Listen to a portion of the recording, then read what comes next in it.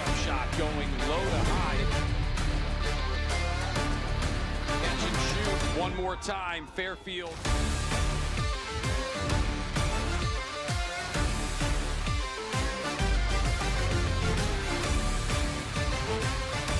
From distance coming in.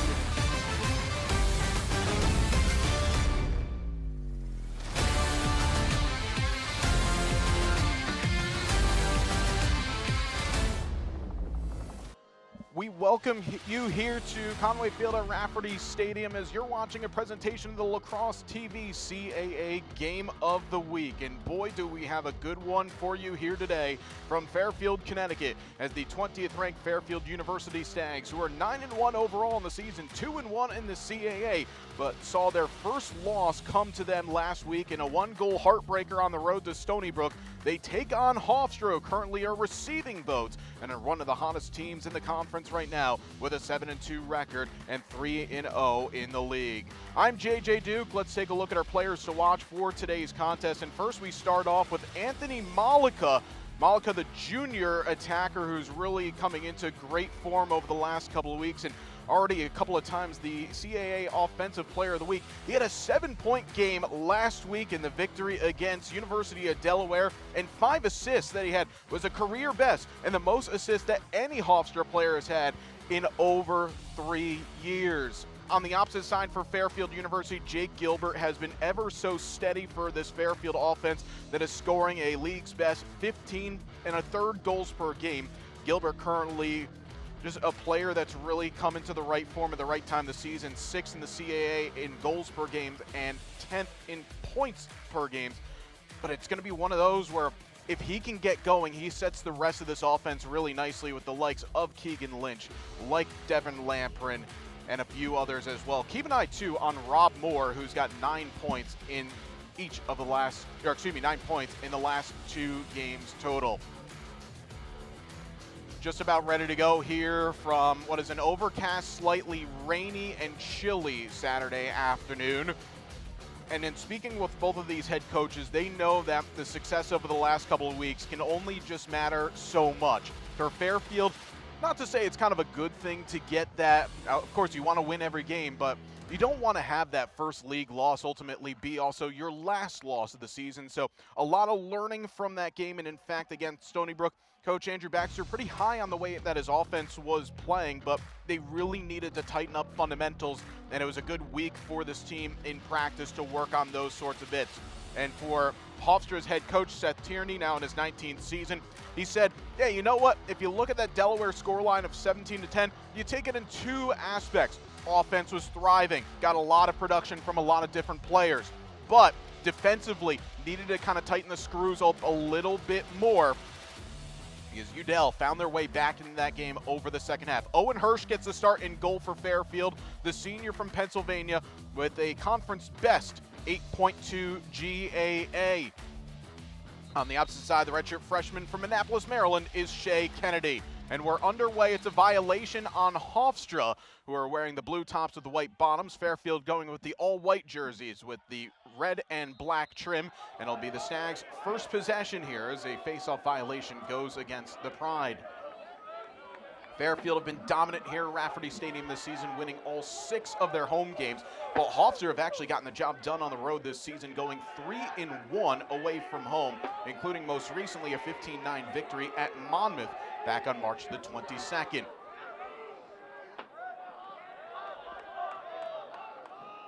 It's reversed back to the apex of the offense, but a violation on Fairfield. Keegan Lynch not able to get anything going. It's a one-and-done defensive possession for Hofstra, and that was something that Coach Tierney was really adamant on trying to get quick stops and not being reckless with the ball in their own half of the field. Get a lot of clean defensive possessions and let his offense go to work. Now, this Hofstra offense last week, they dominated on the wings. Not too many chances went by the mark as that shot whistles wide of Hirsch's cage. Trey Parks with the effort. Backed up, though, comfortably by Malika. Already on that 30-point season thus far. This is Trevor Natalie, a redshirt junior. Natalie, one of the more experienced players on this Hofstra roster when you break it down a bit, as a ball jarred loose. That's Julian Radosic coming away with it. He's now one caused turnover away from the program record. Has already set the caused turnover single season record a couple of times. And Fairfield with a equally as good defensive sequence to start this game off.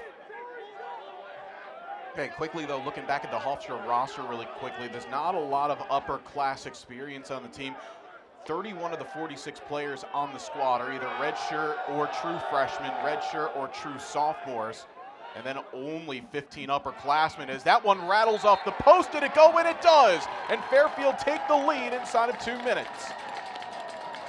And there's that man, Jake Gilbert, finding the back of the cage just, but it all counts the same. As Fairfield executing their substitution patterns really well. Will Consoli with a nice find to Gilbert. And that's something that Fairfield have really been enjoying, having that first line offense go to work. Rob Moore also being on the field and really speaking with Coach Baxter earlier this week about what has gotten that first line attack, first line midfielder going. It's just the fact that having Moore and Consoli on the field at the same time consistently has helped them so much, because they can just create separation for the rest of the group. As Daniel Davis winning the faceoff for Fairfield, shot misses over the bar on the bounce, but the Stags back it up. And that one goes bar down and out. Oh, it was absolute rippish for a shot from that far alley. I think that was Davis who took that effort, staying on as a faceoff man. How about it? Not often that you see a faceoff guy whine and fire from the alleys, from the settled offense.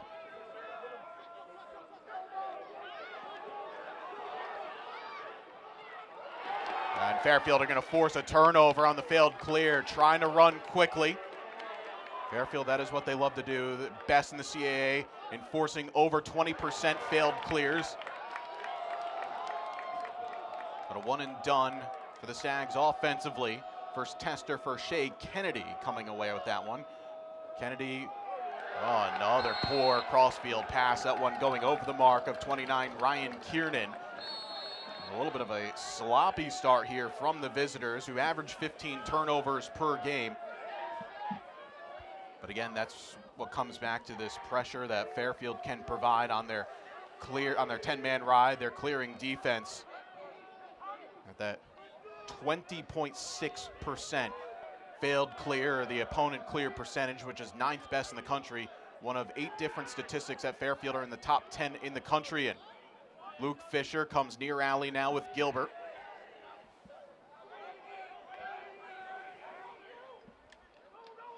It's Jason LeMay Jr. fighting an option, but the shot goes wide by Will Consoli, the former CAA Rookie of the Year, and also first team all-conference member last year. The Rookie of the Year came 2 seasons ago, as Fairfield have had a string of Rookie of the Years. In fact, they've won the last 3 straight. Julian Radosic won it last season. Comes here to Gilbert. Now LeMay Jr., the junior from Comac, New York. Luke Fisher, the grad transfer from Denison. Down to 20 on the shot clock. And that one goes in. KJ Delane with the goal, the former Merrimack product. It looked like it was a little bit of a broken play there, as Delane had to go up the ladder to haul that pass in, but he put it away. It's a second line goal for Fairfield, as you see the 2 transfers. Fisher, the graduate from Denison, finding Delane, former Merrimack player, had 24 points last season. Well, that's a scary sight for any opposition that, Fairfield first and second unit getting goal production.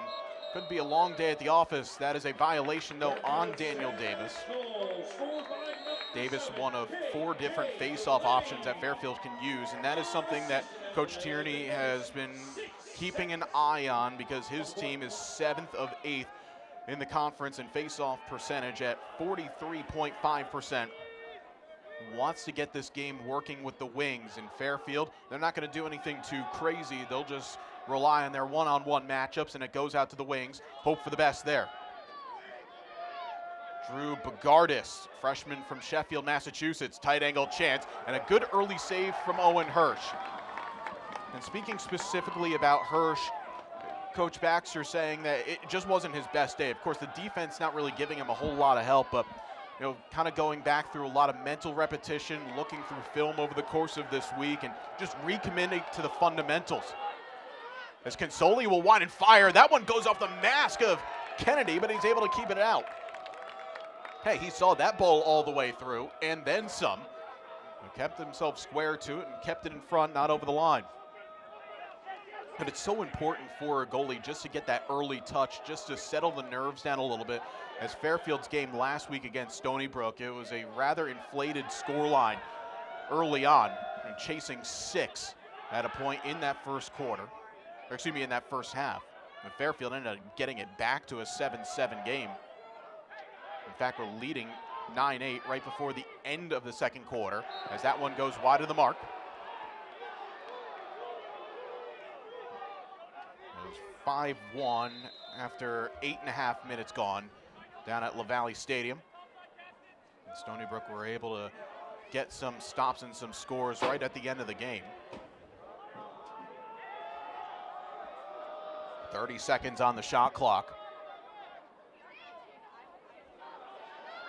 Good close down. That's 17 in white. Nate Livingston taking away the angles. Has to be reloaded now to Bogardus. 7-goal game earlier this season against St. John's. Now to 10 on the shot clock.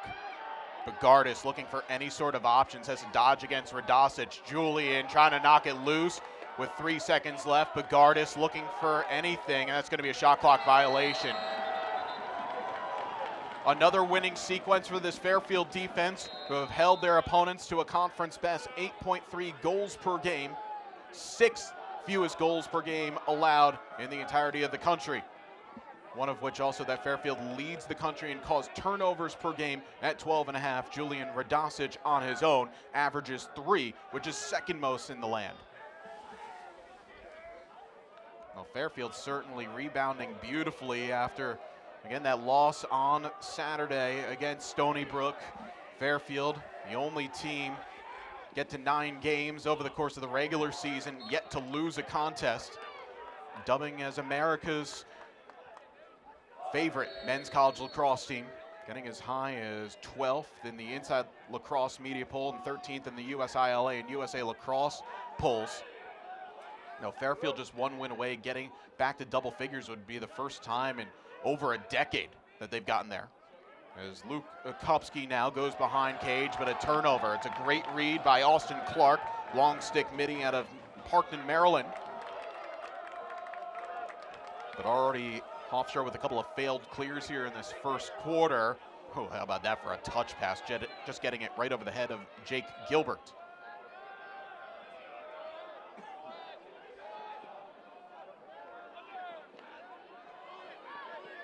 You can see the attention to the details of what Fairfield's defense are looking for. And speaking with Coach Baxter, he talked a lot about just causing friction on the hands. And what he meant by that was just using your stick and your gloves to try and follow through on checks, also go a little bit of hand checking and make it harder for any of these Hofstra attackers just to generate anything quickly on offense. It was something that he actually took from Coach Andy Shea when Coach Baxter worked as the defensive coordinator for Yale, who won a national championship not all that long ago before coming here to Fairfield. And you could see every Fairfield defender just glued onto their mark. It's again under 20 in the shot clock here as it comes to Bogardus on the near alley. Bogardus, tight angle, saved by Hirsch. And a large portion of that is due to 51 in white with the ball now, Eli Adams. And Fairfield have really made life difficult for the Hofstra attackers just to generate grade A or even second chance opportunities or second best look opportunities. It's all just a tight angle from goal line extend. Fairfield again quickly in their substitution patterns. Nice dodge, but a better save. Kennedy denying Luke Fisher. And Fairfield will like to try and push the tempo ever so much. Trying to get things a little bit unsettled, but they've really won the battle with the substitutions. We're 9 minutes gone here into this first quarter. Fairfield getting goals from Jake Gilbert and KJ Delane.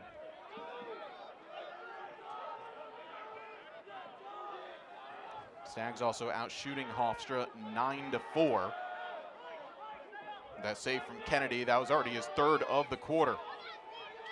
Joey DeYoung, redshirt freshman from Manahawk in New Jersey. Couple of changes coming for Coach Tierney. Bit of a second unit. But again, a lot of time coming off the clock already just to get something set. This is Jack Sikowski, redshirt freshman from Sparta, New Jersey, cycling around now. Bogardus back with DeYoung. That one goes wide of the mark. There's 27, Rory Jones, redshirt senior from Abingdon, Maryland. 15 points on the year, a bit of a man-up specialist with 3 goals on the up. Both of these teams don't really excel all that much in man-up situations. Love to just play 6-on-6. As another ball jarred loose. That was Rory Thompson knocking it off the man.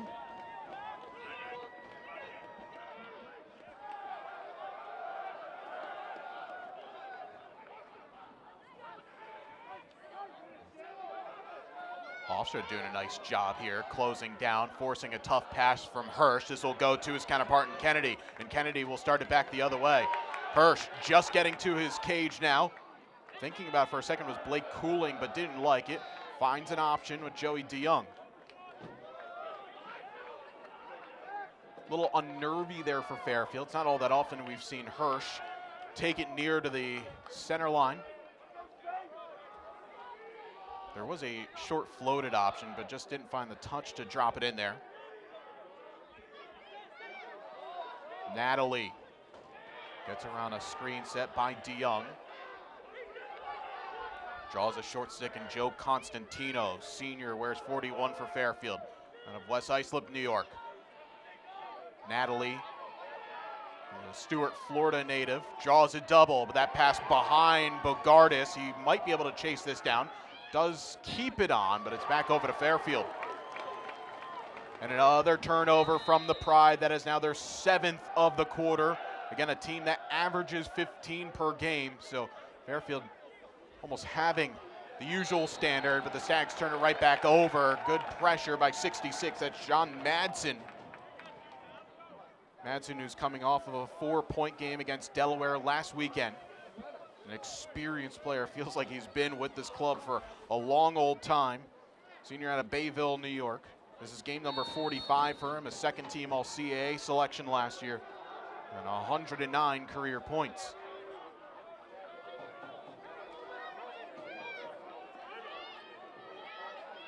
Parks finds separation. Saved by Hirsch, but the flag comes flying. This is a delayed penalty on Fairfield's number 39. That's Austin McClintock as he's going to go off. Bit of a late check, but Hirsch that time, maybe the first effort that he's seen that's closer to a grade A look. It was one that was in the alley. And basically watching back Hofstra's game last weekend at home to Udell, it felt like almost every shot and every goal that was converted was taken from about 12 to 14 yards out in either the right or the left alley. Not much all that in between, but it's a credit to the understanding of what you're given. And Hofstra on the day said, okay, if we're going to get these shots to go, we're going to finish them. 1-minute penalty assessed on Austin McClintock. First man up for Hofstra today. They're 7 of 30 on the season, which is around 23%. Mentioned that 27 in blue, Rory Jones, a bit of a man-up specialist with 3 man-up goals this season. Madsen misses wide.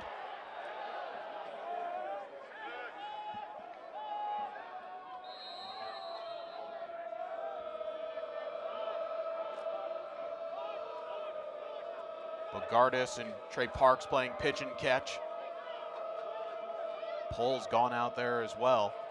Parks now again being spied on by PJ McGoldrick, who wears 22. Pass in the middle, but Parks went for the behind the back to no effect, but it goes right back to Natalie.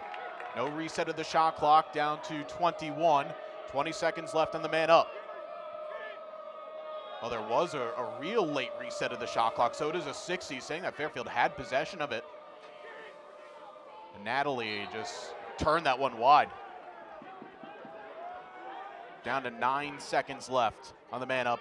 By the way, the confirmation just came through. It was unnecessary roughness on McClintock for the man up. Down to 3 seconds on the 6-on-5. Effort goes high from Jones. 2 seconds left. Still, though, Hofstra with 45 left on the shot clock, so they'll just look to reset 6-on-6. So Fairfield see off the player advantage. with that last shot from Jones that equals the shot count at 9 apiece. Wise decision by Madsen, just slowing things down. Still plenty of time to work with in the clock here as we come up on 2 minutes left to go in the opening quarter. Comes near alley.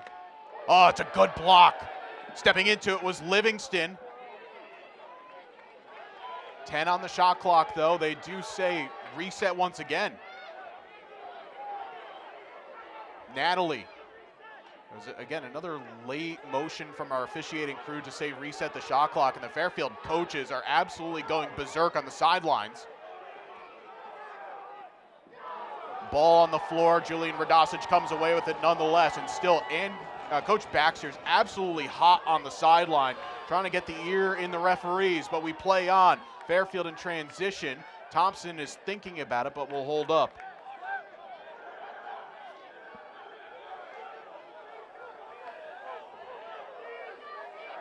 There's an 8-second differential game to shot clock here in this first quarter, so Fairfield really in no rush. This would be something, a big change from a week ago down on Long Island against Stony Brook, where Fairfield are chasing the game from the moment go against the Seawolves, but against the other opposition in the CAA. And Hofstra, much better success. Yeah, at the end of the first quarter, it was 6-4, but it was 5-1 to Stony Brook in the first couple of minutes. Fairfield have locked it in defensively, especially with the man up 1 minute, seeing it off, and then an extended possession right after that.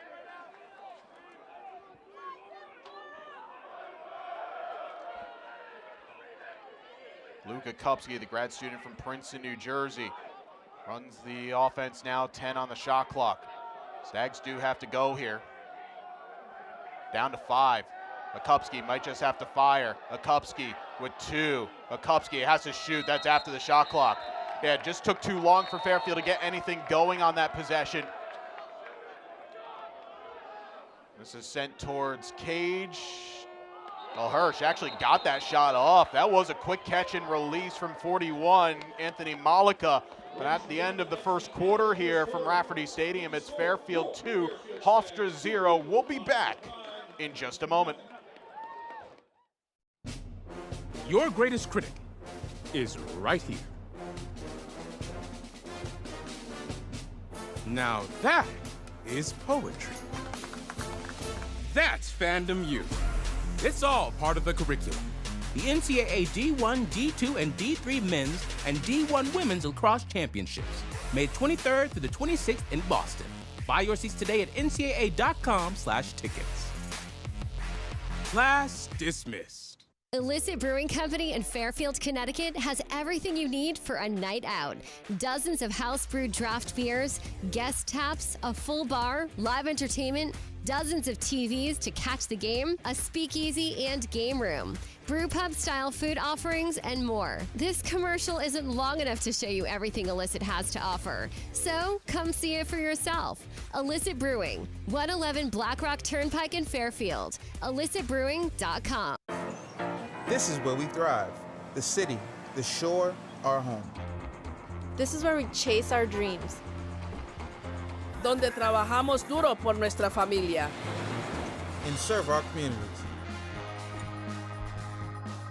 This is where everyone, from all walks of life, works together as one team. This is the place where we grow and become our best selves. This is Chick-fil-A Tri-State. Why is the U.S. Ski and Snowboard Team proud to have Headlam as their official non-alcoholic beer sponsor? Because when you're bombing down a mountain at 100 miles per hour with only spandex and lip balm for protection, you definitely don't want to buzz. You want cold, crisp, great-tasting American beer without the booze. Because staying upright is kinda important, right? Headlam, brewed to be wild.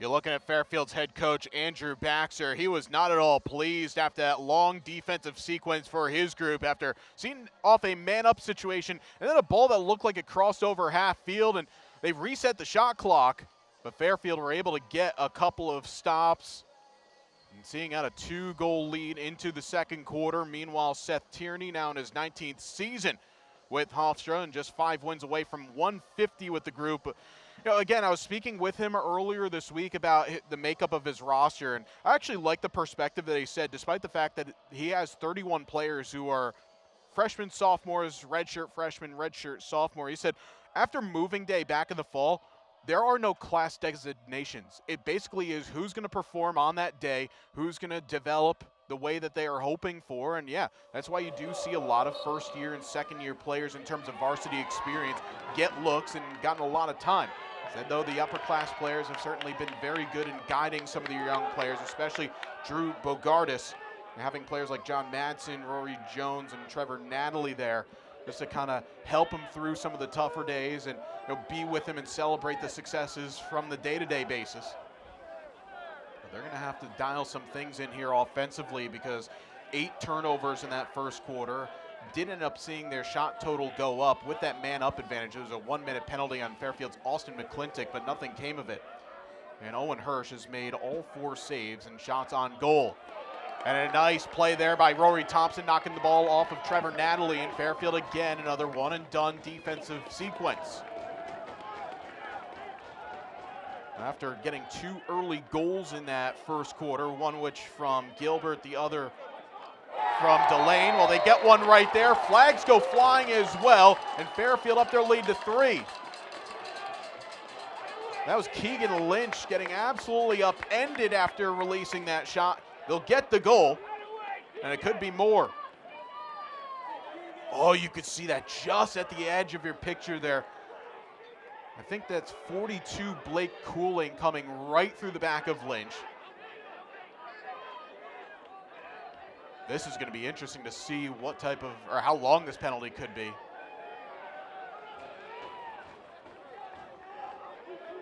I'm thinking it's just going to be 1 minute. We'll take a look at this. This is from the wide angle. You can see kind of that leading arm go right through the back of the numbers, and it is going to be an uncontested face-off. Fairfield will have the ball here. Lynch with the goal. That is now 13 for him this season. And it is a 1-minute penalty on Blake Cooling.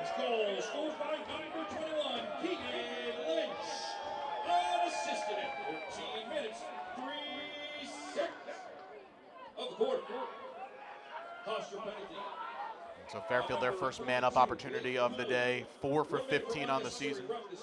And it's an unnecessary roughness penalty on Cooling. Confirmation coming through as Consoli thought about it. Still with plenty of time in the man-up, 30 seconds to go, playing a 2-man game with Akupski. Crossfield pass to Devin Lampert, he scores! How about that for a pass, though, from Will Consoli? Going right over the top of the defense, and the freshman from Pittsfield, Mass, Devin Lamprin, goal 24 on the year. Cross seam, cross field, low to high release. And that wasn't near a corner, that just beat Kennedy for speed. And Fairfield quickly getting a man-up goal for Lamprin, his 3rd man-up goal of the season. Someone that has garnered CAA Rookie of the Week accolades already this season, one of the nation's leading scorers at Wacona Regional High School, then went to the Hill Academy in Canada. Coach Baxter calling him at the beginning of the year just someone that has such a high level of potential, very good IQ, and he has a little bit of a blend of styles. He can play that classic box style with that slashing lefty mentality, but he can also see the field and pick apart a pass. There's 24 goals already on the season. That's tied for 6th in the CAA in goals per game at 2.3. Hofstra need a goal here just to feel like they're in this one offensively. Comes now to Rory Jones. And again, Fairfield, they're just locking down their assignments. Julian Radosic. Oh, it's a great pass, and it goes in. Rory Jones getting Hofstra on the board. And Hofstra asking for a late hit. We'll see this one here because it was Natalie. It looked like he kind of slipped just a little bit before there was contact with the defender. It was definitely contact and definitely in a dangerous area, but I wonder if the officials are thinking because of the rain that we've had on and off here in the morning. In fact, it was kind of raining a little bit before the start of the game. maybe about 10 minutes or so.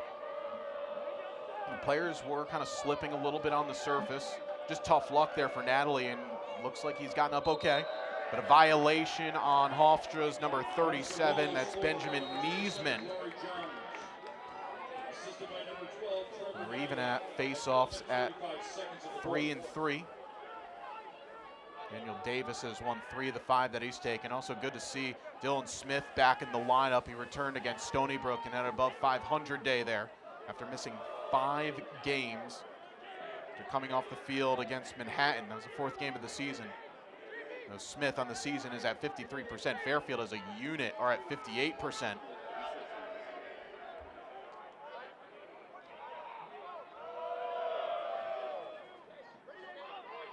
This is Justin Brown, who wears number 9. Freshman from Perry Hall, Maryland, getting some run here. Fairfield, like Hofstra, do also have a very young roster, 18 true freshmen on the team, and a fair few of them have been given some opportunities with a bit of run. The Stags had this run of schedule over the middle part of March. They're blowing out their competition, knocking off UMass Lowell 19-5. Beat St. John's on the road 20-8, but that game was pretty much done and dusted in the first quarter. Then went down to Hampton and scored a program high 29 goals as both teams turned the ball over in quick succession. But in those games, Coach Baxter made it a point from the get-go to try and get young players a lot of game experience. And there's only really a handful of players on this active roster that have not seen less than 2 or 3 games on the season already. And it's not just so much playing a couple of minutes at the end of a blowout, it's playing like a half of a game. Of course, practice is one thing, but replicating game speed is always a different beast. And Fairfield proving themselves that they could have one of the deeper rosters in this conference. And you look at the face-off just on its own, usually you have 1 or 2 very solid face-off takers and then a couple of understudies. As this pass goes back to Consoli, we have the likes of Daniel Davis, Jonathan Lewis, Mark Derling to back up Dylan Smith. And Coach Baxter feels confident with any one of those players. Lamprin, that's going to be a crease violation. He's looking for a little bit of a push in the back, but none to be as Shane Kennedy sees that sail over his bar. Quick look at it here. Just the slightest of contact from Dan Bradley, but yep, that's a crease. And Fairfield forced yet another turnover. It's Thompson once again, and he's off to the races. He's got Lamprin. Lamprin, oh, it's a save! Kennedy getting down low and hugging the near post. Fairfield, though, still a little bit unsettled. Thompson stays up, he'll fire, big block. Austin Clark steps into it. 50-50 ground ball. That's a great play by Keegan Lynch to keep it on, and Fairfield can just settle it down.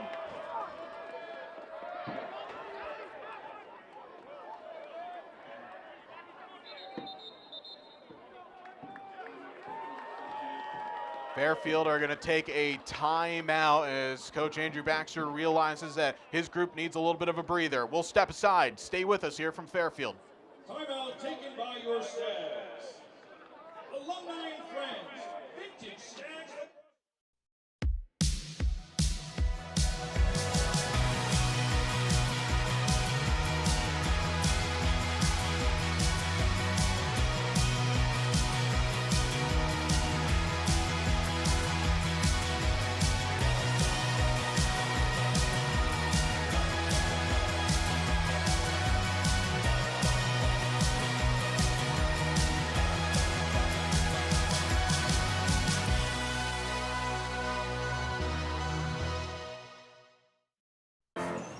This is where we thrive. The city, the shore, our home. This is where we chase our dreams.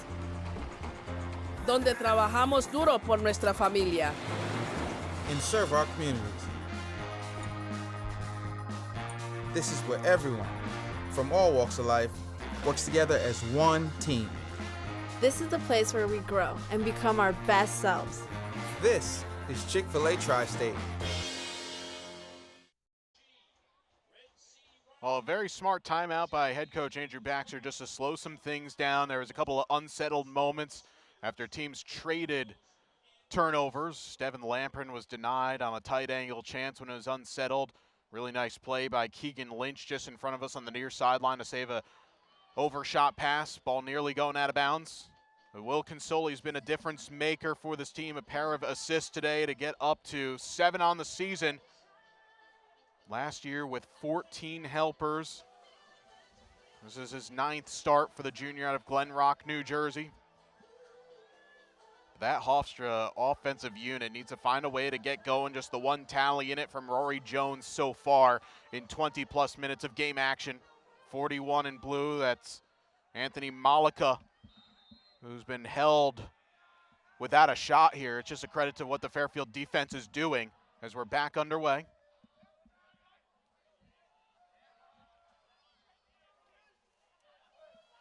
Shorter shot clock for the Stags to work with here as Lamprin will recycle that deflected pass. Good active stick by Blake Cooling. This is now Rob Morris, senior from East Morshes, New York. 24 points this season. Gilbert had to recycle, down to 10. Second time we've seen it here in this first half. Fairfield going really late in a shot clock. Lamprin dodges, gets it one off. It's a good save by Kennedy, but Fairfield will back it up. That's a tough one for Kennedy going off stick side, but was able just to throw his body at it and almost kind of just diverted away from Cage on the wrong side. Fairfield happily will take the reset. Comes back to Moore.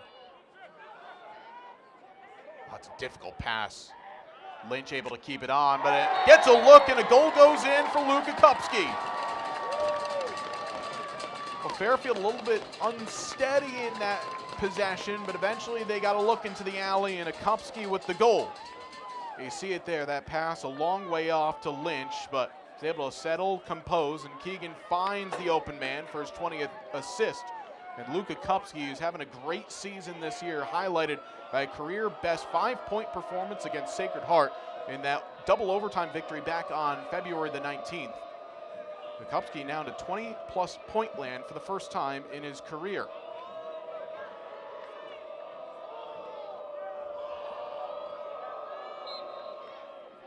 And that is a clean win for Daniel Davis as well, and he's going to go to goal. Davis finds an option, comes back to McClintock, who shoots and scores!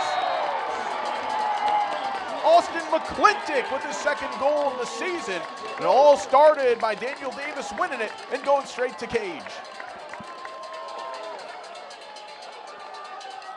Another very unselfish pass. I believe that was from Gilbert finding the open man. Yeah, it was Gilbert. So he's already got a couple of points on the day.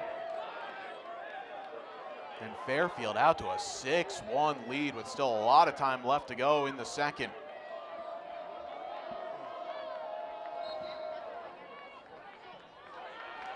Benjamin Niesman wins that one. Boy, he needed to take that one.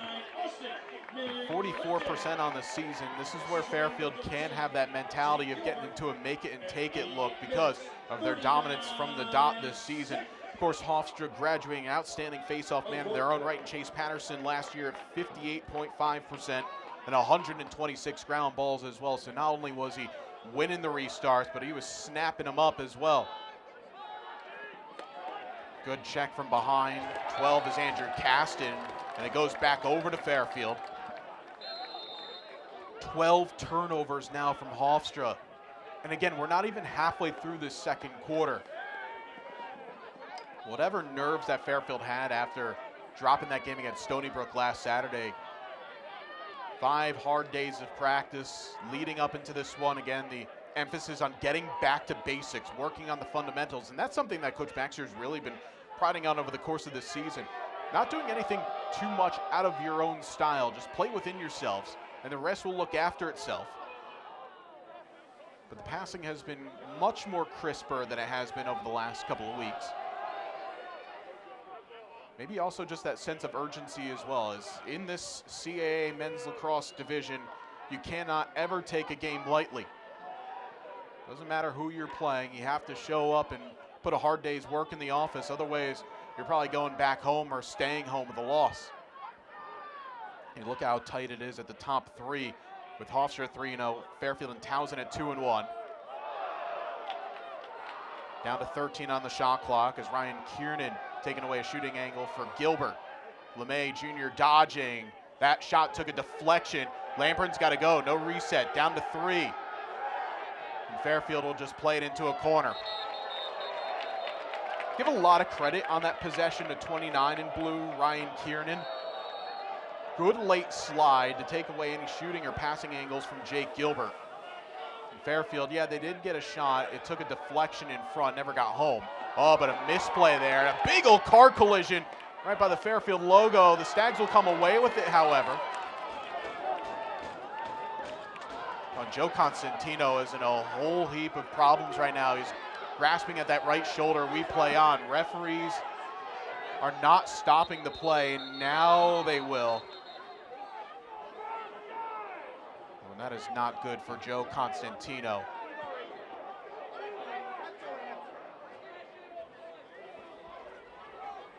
And immediately the athletic trainer for Fairfield coming right onto the field is Constantino, the senior from Long Island, with an apparent upper body injury. Appreciate the officials at that time. There was no advantage being played on. Hofstra were trying to settle things in, so take a duty of care to the player. And now we resume. Our best wishes to Joe. As he'll be attended to by the outstanding Fairfield training staff. As Jack Sikowski now in on this sequence, working with Malika. Oh, but a misfire on the pass. Oh, I'm not quite sure what happened there from Sikowski, but it just equals another turnover, the 14th of the game for Hofstra, which is one below their game average.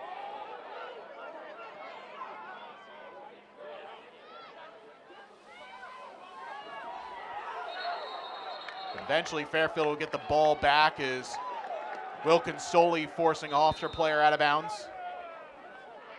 It was not the most cleanest offensive sequence. Tight angle chance from Gilbert goes wide.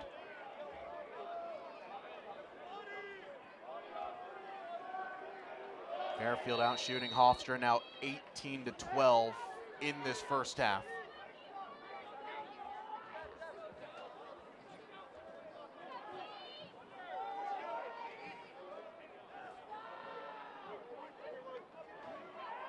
Great ball movement to find Lampert, trying to get into a good shooting area. Late check, but an effective one from Henry Troy, who wears 19. Redshirt sophomore from Pennsylvania, CAL rookie team selection last year.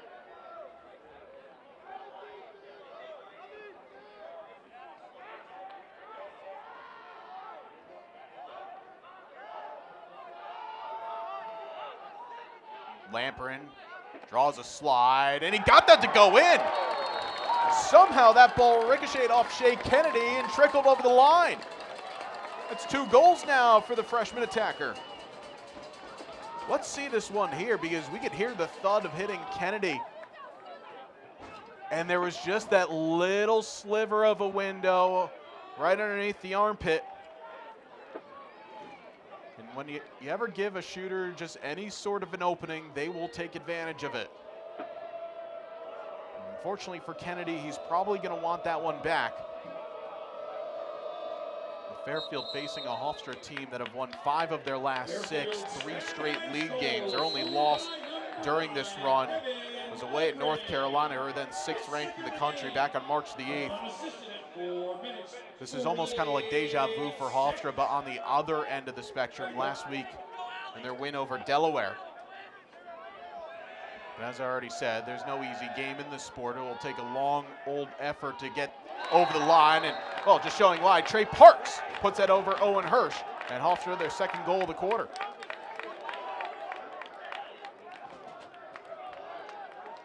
Well, Parks basically just wound up, showed the goalie the fastball and said, here you go, try and stop it. Right into the corner for the junior out of Wilmington, Delaware. Goal number 13 for him on the season.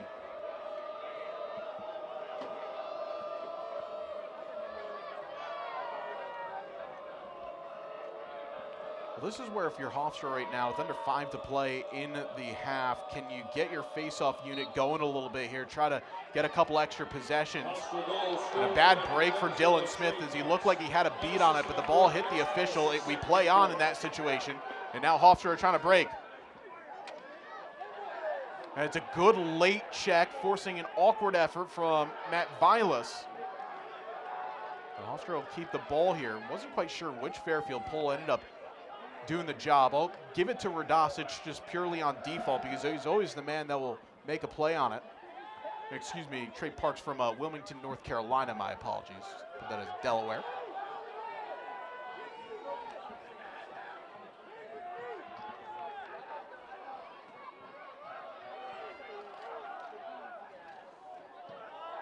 Smart reset, though, by Malika. Flag comes out, so delayed penalty on Fairfield coming. A misfire. That was a big windup from Madsen. But with the whistle, it's going to be man up for the second time in this first half for the visitors.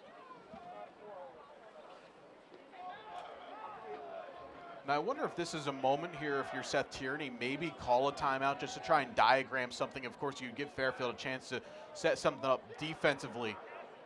This is one of those, again, try to really value every possession here.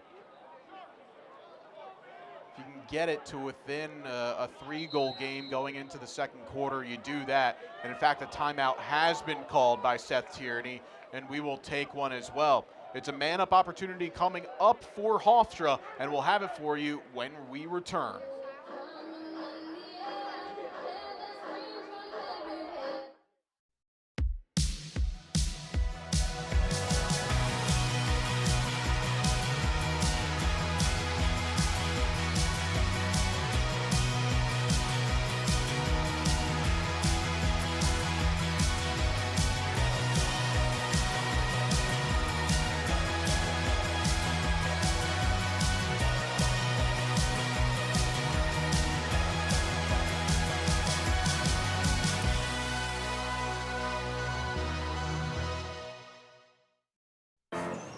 This is where we thrive. The city, the shore, our home. This is where we chase our dreams. Donde trabajamos duro por nuestra familia. And serve our communities. This is where everyone, from all walks of life, works together as one team. This is the place where we grow and become our best selves. This is Chick-fil-A Tri-State. Well, one of the themes of this game was the prospect of an unstoppable force, Hofstra's offense, which is 9th in the country in goals per game at 14.2 versus an immovable object in Fairfield's defense, allowing 8.3 goals per contest. Well, right now it's the immovable object that has won thus far, but Hofstra now, the last couple of offensive looks, they've started to generate some better opportunities, still getting outshot by Fairfield 20-14, but on a man-up penalty, a 30-second technical on the Stags. Let's see what Hofstra can do. And it's also Eli Adams that goes off, so that's one of Fairfield's main lockdown defenders. Malika, that pass took a deflection to Parks, down to 10 on the man up. Malika, back to Parks. Good late check. As Rory Thompson, again, it's looking for that action to create friction on the hands. And Thompson able to get the stick on the gloves. Down to 1 on the man up. We're at even strength. And another block by Thompson, and that one hurt. He's able to get back up. 23 left on the shot clock. What an effort there by the senior out of Binghamton, Rory Thompson. They don't track blocks as statistics in the NCAA, but boy, if there's one to change, that might be it.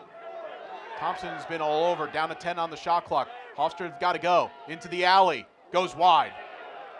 No touch by the goalie. That was Natalie with the effort. Oh, there was a touch. Reset, so Hirsch makes his 5th save of the game. Hofstra again can get another look. And they get it to go in. It's Rory Jones, his 2nd of the afternoon.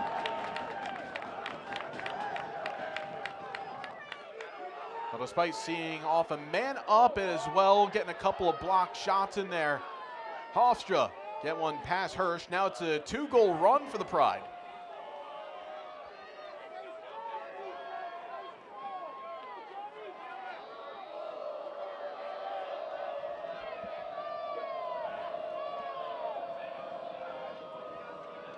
Let's take a look at this one. Yeah, and this comes after the reload where Jones was able to pick the corner. 17th goal of the season. And a violation on Dylan Smith. Hofstra goal scored by number 27, Rory Jones. That's a couple in a row now for Hofstra. Again, getting some late momentum with the offense, stringing together a couple of possessions in a row. Fairfield have gone a little bit of time without hitting the back of the net. Like I said, if you can get it to, I mean, even at a 4-goal game going into halftime, not the worst place to be, but if you get into 3 or maybe even fewer than that, you're feeling a whole lot better about yourself. After a first half that have seen the Pride turn the ball over right on their season average at 14.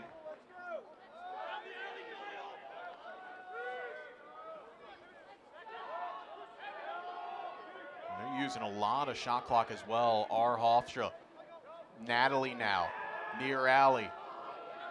Jones sitting on his hat trick. Good reverse to goal line extend, but Hirsch able to snag that effort.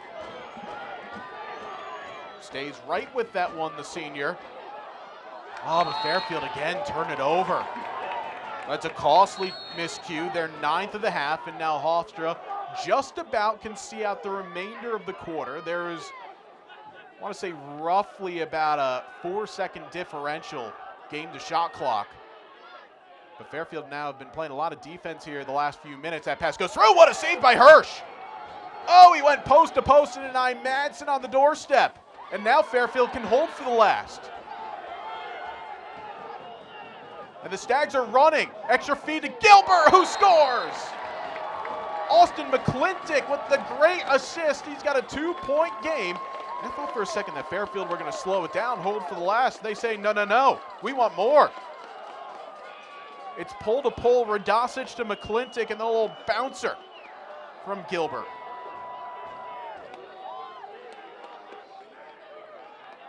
Who says Poles can't get in on the offense? Well, they've done here today.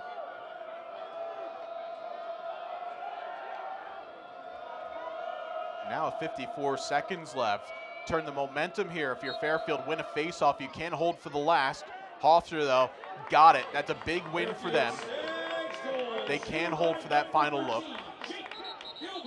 And a timeout taken with under 1 minute. We will keep it here for this one. As with under a minute to go, we can kind of diagram up a look for Hofstra and what Seth Tierney is going to go with. But there's that man, Jake Gilbert, now with 3 points on the day. Gilbert, who a season ago had 19 points in CAA regular season action, 39 total on the season. He had 4 goals last weekend against Stony Brook. And here is that last one that he was able to put away. Or excuse me, this is that save from Hirsch, my apologies, going post to post. And that started the sequence for Fairfield eventually getting that tally. Fairfield, Sags defensive unit, who have put up some pretty low numbers in terms of goals allowed in a game. In fact, they've only given up double-figure goals 3 times a season. One of those was in a double overtime game against Sacred Heart, a Sacred Heart team that has been outstanding over the course of this 2025 season in the MAC. And then the last 2 games, a 12-11 come-from-behind victory against Drexel. And then last week where Stony Brook went off for 17, but Coach Baxter is kind of alluding and hoping as well. You can always speak things into existence, but they don't often happen. But trying to keep that one as a little bit of an albatross. The way that his defense have been working today could very well be that case. Trey Parks has one of the 3 goals for the Pride, the other 2 coming for 27, Rory Jones.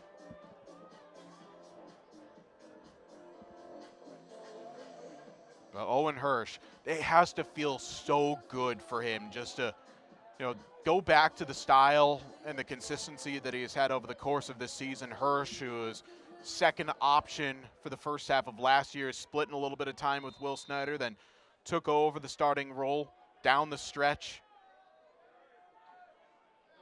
including having a 15 save game against Delaware towards the end of the regular season. It has been the #1 option for Coach Baxter.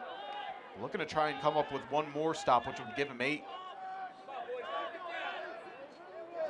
Oh, it's a great read off the pass from Parks, and Fairfield are on a rush here.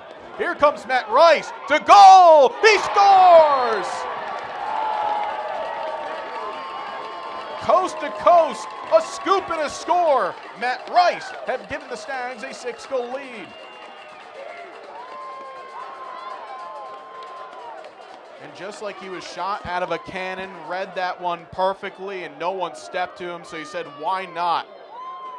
That's his 4th goal of the season, doubling up what he had a season ago. And now with 16 seconds left, we could have at least one more half of a look here before we get to halftime. And Davis able to scoop past his mark, and he's going to go to goal. Davis gets a shot up, saved by Kennedy. Long rebound, picked up by Fairfield Shane Elliott. It's a scramble, and with 4 seconds left, oh, it's not a great idea passing that one off. Just get it to halftime. But Fairfield will end it on a high note. A couple of players that you didn't quite have in the book and getting some goals. One from a pole in Austin McClintock, then Matt Rice getting one right before the end of the first 30 minutes. And Fairfield lead by 6 going into halftime. Stay with us here. We have much more to come as you're watching the CAA Lacrosse TV Game of the Week as Fairfield leads 9-3. If you choose to drink, please do so responsibly. Have a plan in place to get home safely using a designated driver. This is where we thrive. The city, the shore, our home. This is where we chase our dreams. Donde trabajamos duro por nuestra familia. And serve our communities. This is where everyone, from all walks of life, works together as one team. This is the place where we grow and become our best selves. This is Chick-fil-A Tri-State.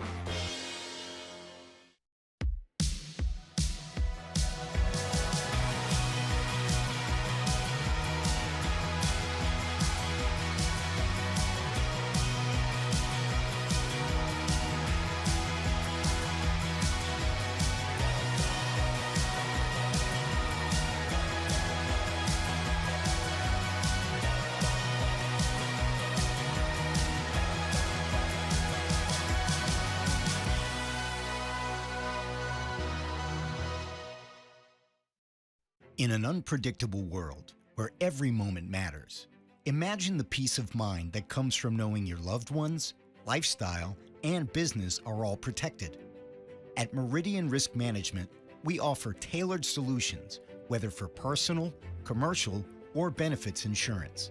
We are here to safeguard what you value most, so you can embrace every adventure ahead.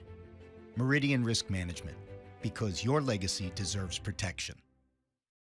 We're sorry that we only serve crispy, crunchy, juicy chicken.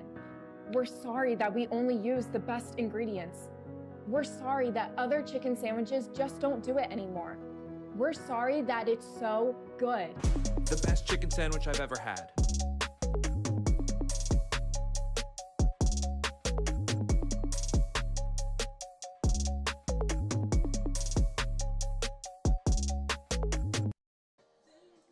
Well, it has been a very entertaining first half of action here as you're watching the Lacrosse TV CAA Game of the Week as we're coming to you from Rafferty Stadium on the campus of Fairfield University. The Stags, who are currently ranked 20th in the country, are leading Hofstra, receiving votes in the country by a 6-goal margin at 9-3. So we take a look at the highlights now. Hofstra, after a scoreless couple of first quarter, despite the fact that their goalkeeper Shea Kennedy coming up with a grand total of 6 saves, 3 of which in that first, eventually getting some goals. Rory Jones with 2, Trey Parks with 1. And that was the effort from Parks, a long way out, but getting it over the top of Fairfield's goalie Owen Hirsch. Kennedy was solid, but so were the Fairfield offense as well, as the Stags getting a couple of goals in that first quarter, but then turned it on in the second, tallying 7, and also getting help from their goalie Hirsch with 7 saves. But offensively, Jake Gilbert with 2, Devin Lamprin with 2, Keegan Lynch, Luka Kupski, KJ Delane, and then how about it, getting goals from a pull in Austin McClintock and Matt Rice with only just a few seconds before the end of the half. That was McClintock's tally. McClintock would also get an assist as well, and then Hirsch was able to come up with a couple of key defensive saves, including this one going post to post to deny John Madsen. And then Fairfield with this, well, you call it scoop and score in football, but you'll take it however you get it. Reading the pass perfectly and putting it away.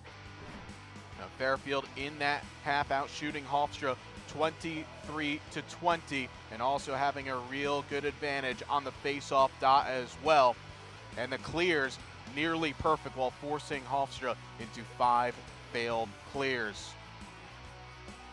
When we come back, we'll take a look at the schedules for both of these teams with only just a few weeks left to go in league action, and then get you ready for the second half as you're watching Lacrosse TV, the CAA Game of the Week from Fairfield, Connecticut. This is where we thrive. The city, the shore, our home. This is where we chase our dreams. Donde trabajamos duro por nuestra familia. And serve our communities. This is where everyone, from all walks of life, works together as one team. This is the place where we grow and become our best selves. This is Chick-fil-A Tri-State.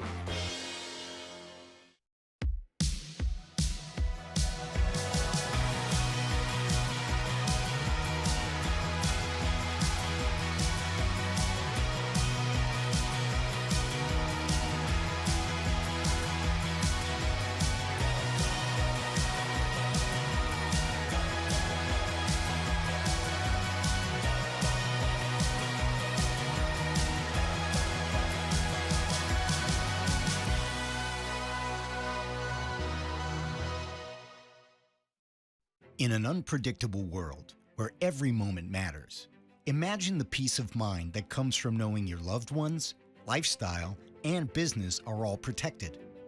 At Meridian Risk Management, we offer tailored solutions, whether for personal, commercial, or benefits insurance. We are here to safeguard what you value most, so you can embrace every adventure ahead. Meridian Risk Management, because your legacy deserves protection. We're sorry that we only serve crispy, crunchy, juicy chicken. We're sorry that we only use the best ingredients. We're sorry that other chicken sandwiches just don't do it anymore. We're sorry that it's so good. The best chicken sandwich I've ever had.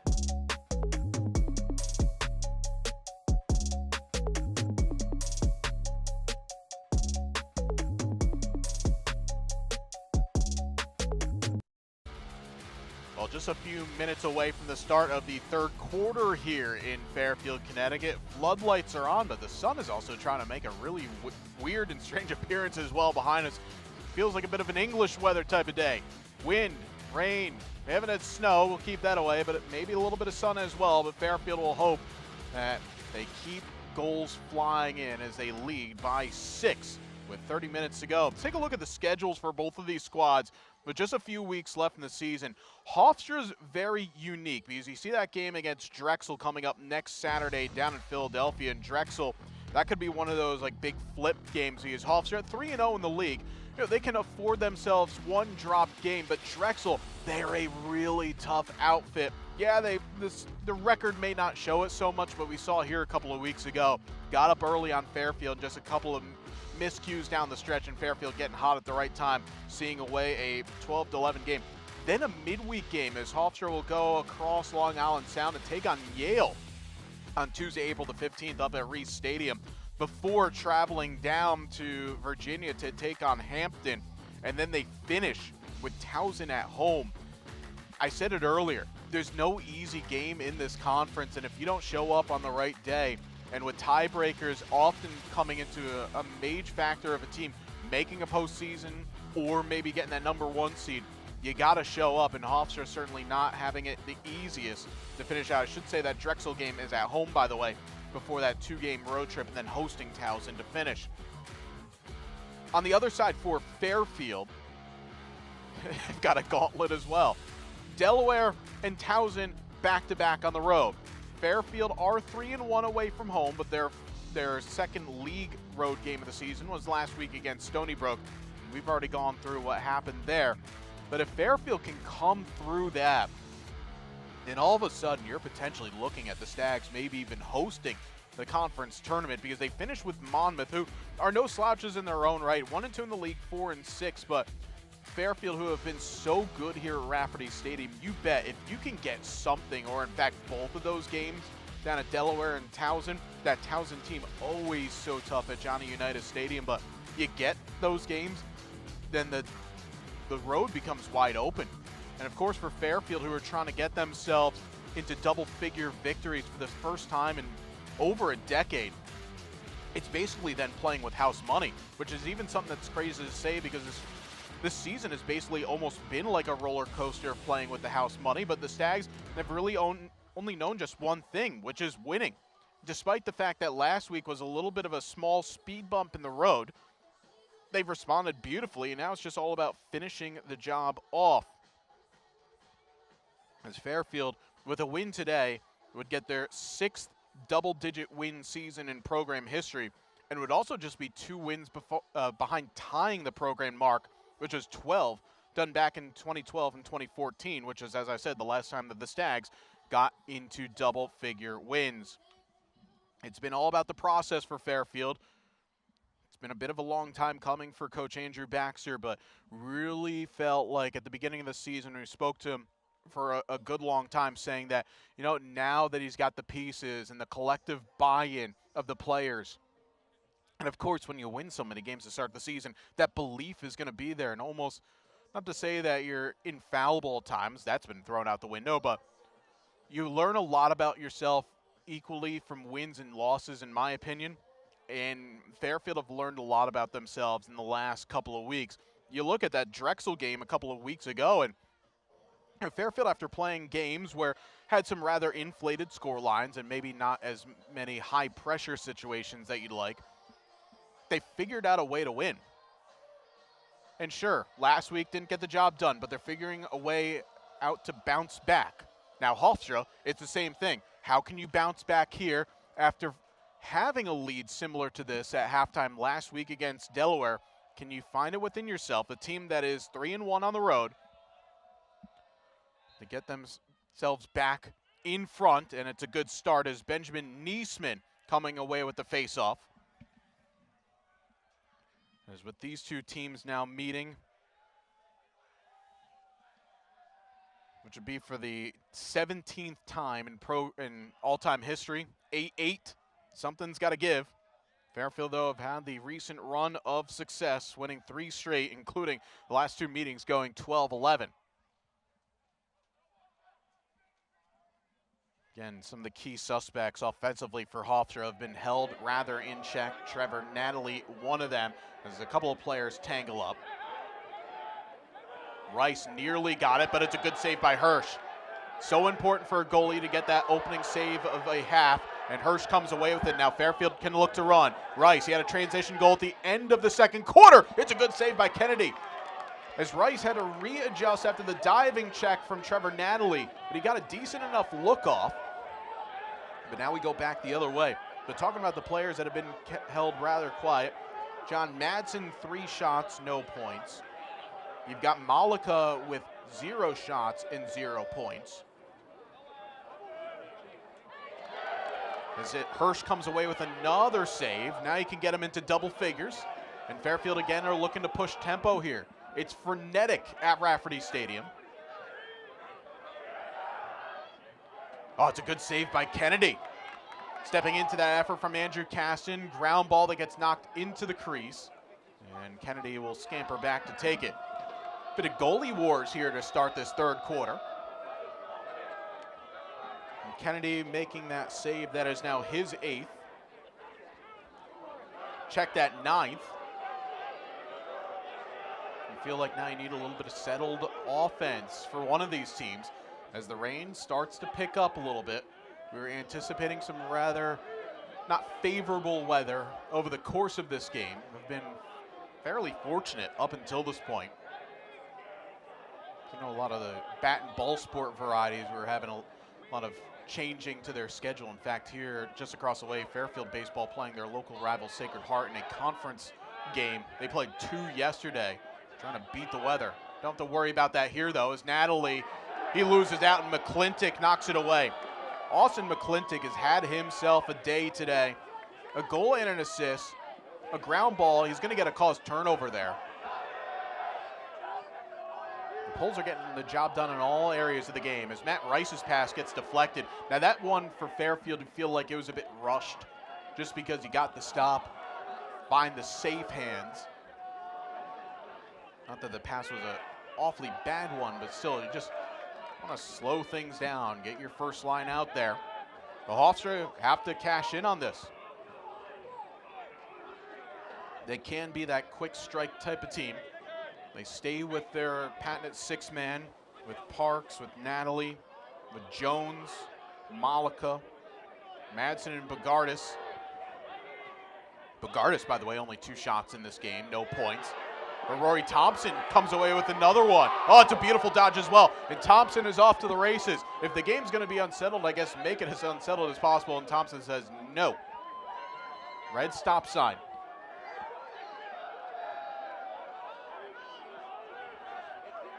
Thompson has been credited for 3 caused turnovers, couple of ground balls as well. This Fairfield defense that has held opponents to 8.3 goals per game. They're living up to the billing. And that bounce shot goes in. It's Luka Kupski. It's another goal for him, and Fairfield are in double figures.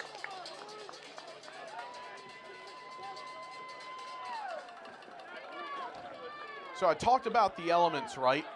That's a really smart take there from Kupski because you start to get that little greasy layer of water on the field. You never know how the ball's going to react. If you have that kind of short hop variety, is it going to skid and stay low, or is it going to check up and go high? It's so tough for a goalie to really react to it. And I like what Kupski did there. Almost kind of took a shot that bounced a few yards in front of the goalie and just stayed inside the crossbar.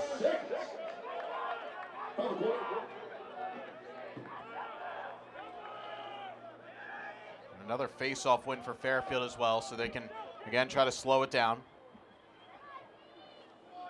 Fairfield have gotten goals from 7 different players in this game.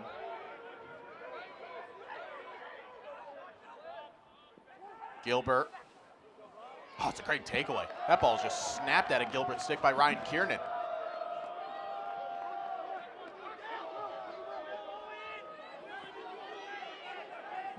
The Stags as a team that is now turnover number 11 in this game. A team they usually average just north of 15. Hofstra are over their usual average, currently at 17 turnovers.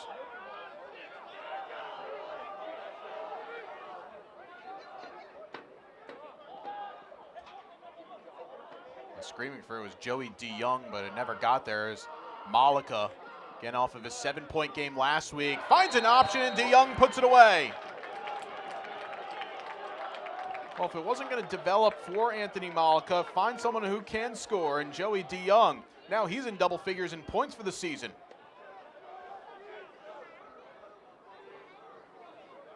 And DeYoung, who had 2 goals last Saturday at Delaware, basically was able to bowl that ball right past Owen Hirsch.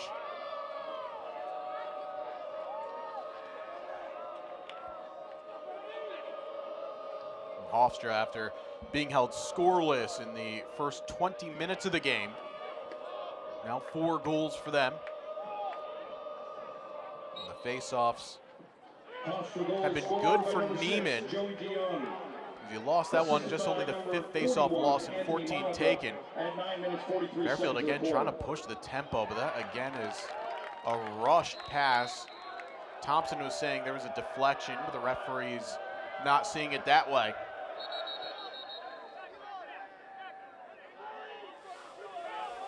The referee is going to ask Ryan Kiernan to back all the way into the corner. This allows Fairfield to go to that 10-man. Oh, that is a really high check. Flags come flying everywhere, so delayed penalty assessed on Fairfield. Well, can you be ruthless right here if you're Hofstra? Take a little bit of time off the clock, most definitely, but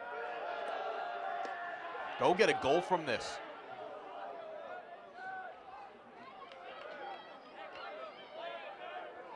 There's 3 flags on the field. Hofstra have already had a couple of man-up opportunities in this game. Not converting on either. Bagardis, beautiful find, and the goal goes in. Bagardis to Madsen. That's a connection that we've seen all across the season for Hofstra.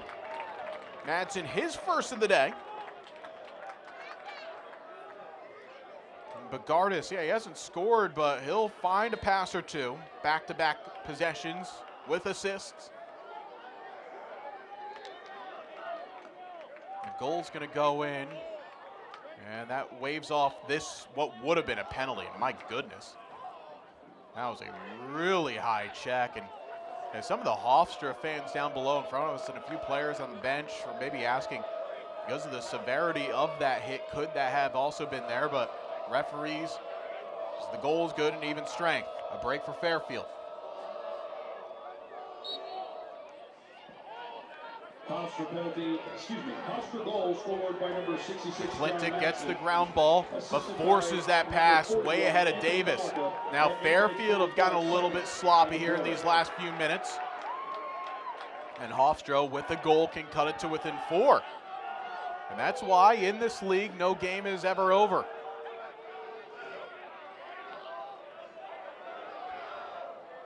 Hofstra trying to really get the wind in their sails. Tight angle, Hirsch closes the door.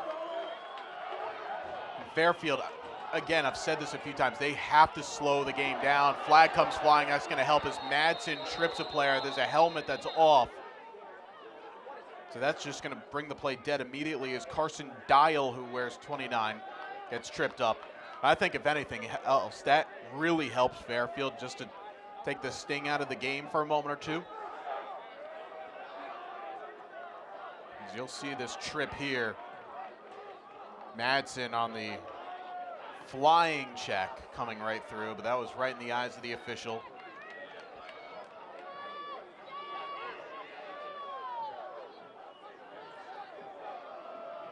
And it's going to be a 30-second penalty.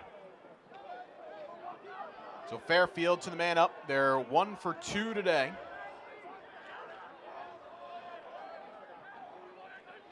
That man-up goal coming from Devin Lamprin. Back at the 13:27 to go mark in the second quarter.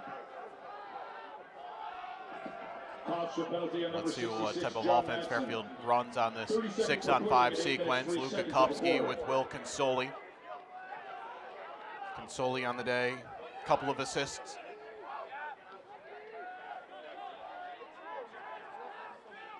Down to 7 on the 30 seconds. Consoli waiting. Fairfield might just look for within the system, not try and rush things. So job done by Hofstra man down defense. That effort goes wide from Lamprin.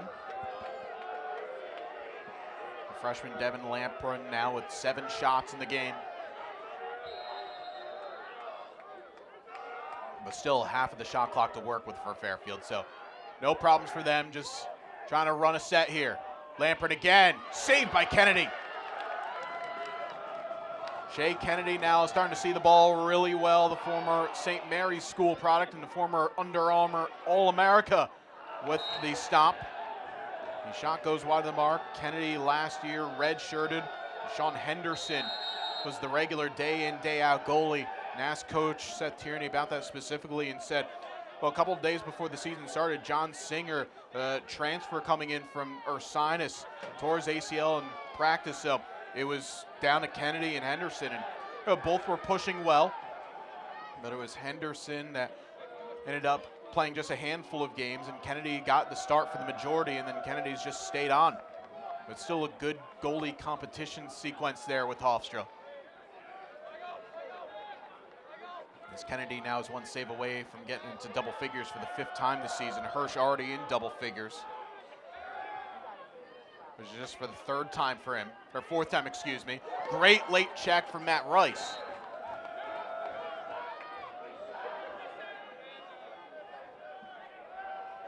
Also something to keep an eye on as well, 27 in white, Julian Radosic. He's currently tied for the program record for career caused turnovers. Got it pretty early on in this game, did Radosic. Good closeout, forcing a reset. Radosic tying Drew Palmer. 58 caused turnovers. Flag comes flying, though. It was a late one. Fairfield thought they had got the stop, but it's going to be man up once again for Hofstra. And you see with just 4 seconds left on the shot clock. You see this here. Oh, it's for that, yeah, the extension of the elbow on Caston. That's right in front of the officials. If you're Caston's perspective, it's late in the shot clock. Obviously, you're not knowing all that much about it. You have to stay within yourself a little bit, and there's going to be the reset, full reset of the shot clock.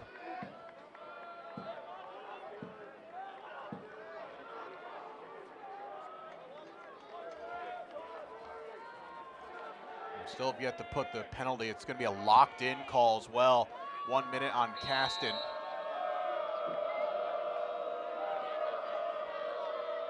Yeah, with the leading elbow, that's always going to get called. So Hofstra, who are 0 for 2 on the man up. Need to cash in here, especially if you can try to go 2 for 0, the way that Niesman has been winning faceoffs here in the second half. Madsen, though, will slow it down. 31 on the shot clock. Natalie reverses. Extra pass underneath. Good ball movement from Hofstra. There's that pass, but it's behind its mark. Jones not able to recover it on the first time, but a flag comes out on Matt Rice. Hofstra, though, in this set need to go. Hirsch with the save, but will restart things all over again. And also because of the fact that there's still 14 seconds left on the Caston non-releasable, this becomes now a 6-on-4.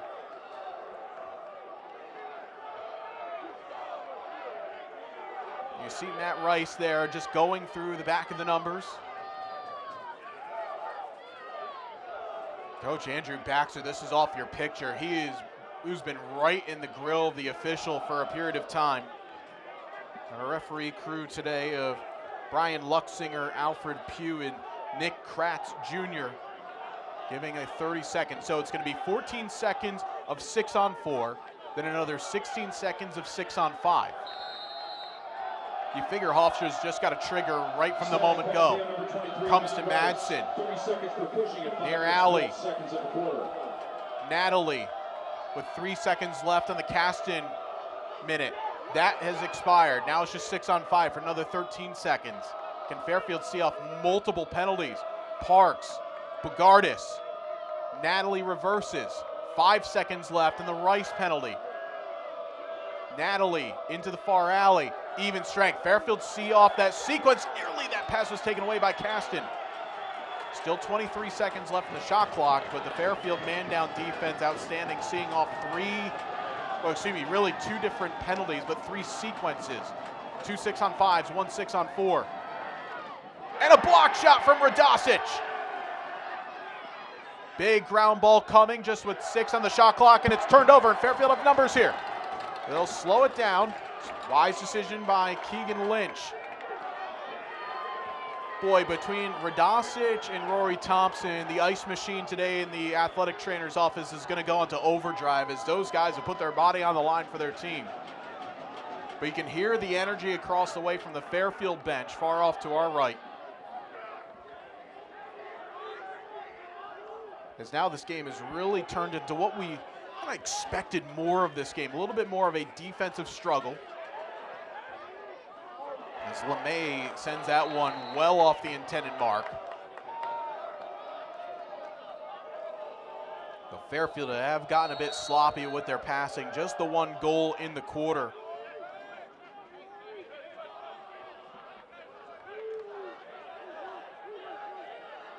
Well, Hofstra, how much will they be rueing of that missed opportunity?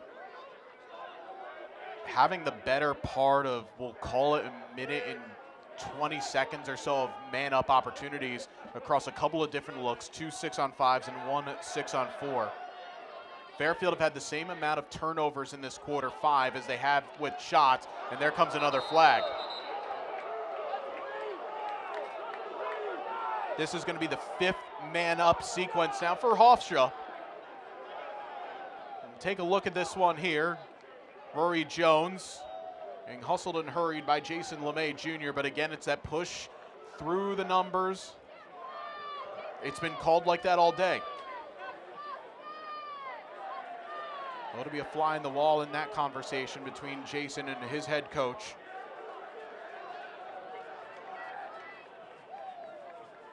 He's actually got to go over and serve the penalty. 32nd.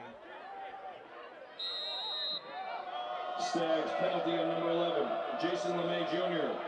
30 seconds per push. Let's see what Hofstra can do here. They've had a lot of looks in this man up here in the third quarter.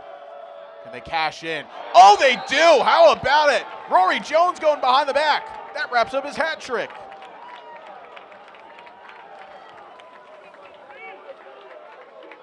This is a beautiful finish from Jones. Kind of giving the no look there to say he's going to run behind from goal line, extend, and then all of a sudden put it top corner. That's unsavable. Jones, one of the captains from Abingdon, Maryland, able to put that one away, and it was a beautiful finish. From a man that is given the 27 jersey. That 27, by the way, such an important number with the program. It's a tribute award jersey. We'll get to that in a moment or so. But Jones leading by example.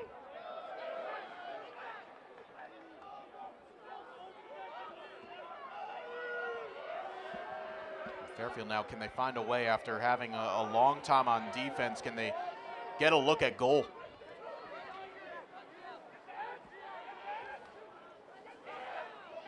Crossfield pass comes through to Consoli, lost the handle of it, able to shovel it over across the way.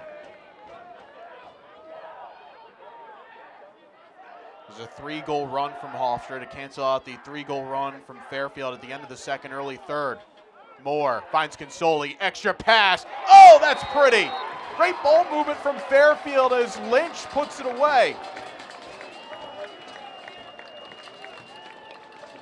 Love to see that whole sequence back because I think all 6 players touched the ball for Fairfield. Moore, Consoli, great deception, finds Lynch. But yeah, I think over the course of that setup, all 6 got at least one touch of the ball.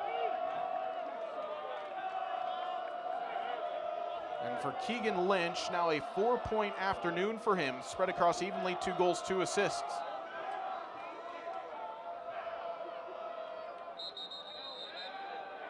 That's a violation on Daniel Davis, which gives Cole Myers, the redshirt freshman from Maryland, at 41% on faceoff. Get the ball back to his team. Now with under 2 minutes to go in the quarter.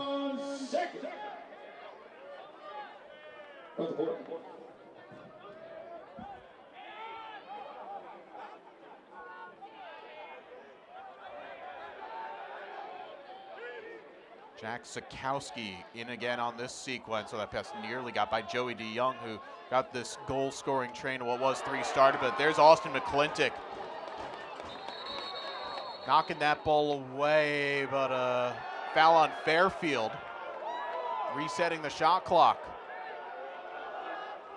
Well, if there's one mark against Fairfield over the course of this game, it's the lack of discipline in this third quarter. Taking 3 penalties. We'll see it here. A bit of an inadvertent collision, but interference nonetheless on Fairfield. Malika. Now Bagardis. Dodging, got separation, but it's knocked loose by that man again, Austin McClintock. Boy, what McClintock has done here today, he's got a goal and assist, a couple of ground balls, 1 caused turnover. He's gotten his stick on a number of shots, and he's also blocked one as well. Definitely a pick for potential defensive player of the week in the CAA. Yeah, sure, it could be given to the goalie enough. As that one goes in. Beautiful release by Joey DeYoung. He's got 2 now today.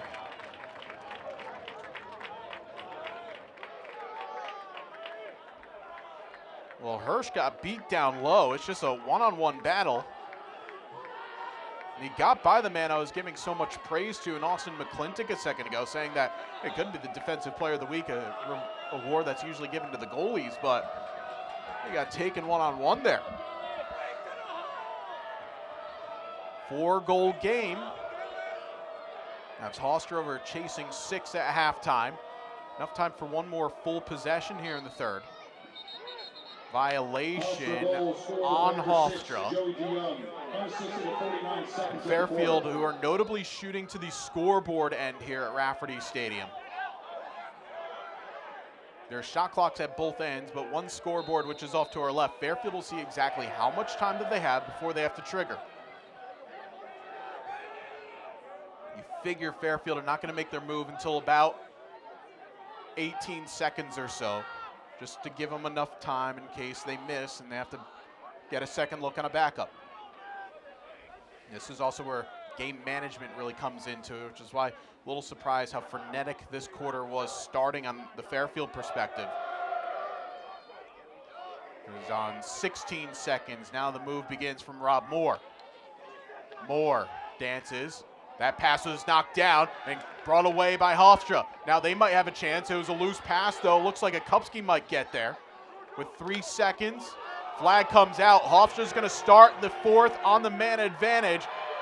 And we keep going as George Gilbert laying the lumber on a Kupski.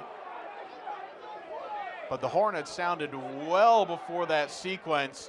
Well, Hofstra, who were chasing 6 after 30 minutes, down now just 4 with 1 quarter to play. We'll be back in a moment for it here from Rafferty Stadium. Fairfield Athletics would like to thank our sponsors. So class, in lieu of a pop quiz, we will instead have a pop tailgate. The NCAA Men's and Women's Lacrosse Championships, May in Boston.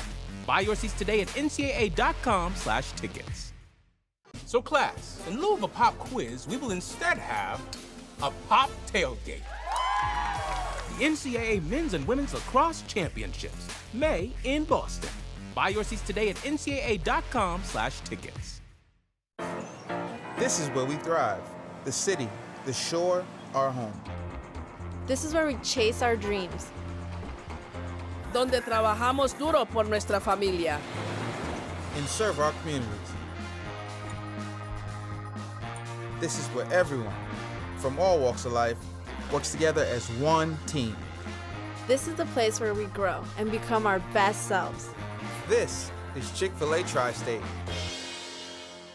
Illicit Brewing Company in Fairfield, Connecticut has everything you need for a night out. Dozens of house-brewed draft beers, guest taps, a full bar, live entertainment, dozens of TVs to catch the game, a speakeasy and game room, brew pub style food offerings, and more. This commercial isn't long enough to show you everything Illicit has to offer. So come see it for yourself. Illicit Brewing, 111 Black Rock Turnpike in Fairfield. IllicitBrewing.com. We're sorry that we only serve crispy, crunchy, juicy chicken. We're sorry that we only use the best ingredients. We're sorry that other chicken sandwiches just don't do it anymore. We're sorry that it's so good. The best chicken sandwich I've ever had.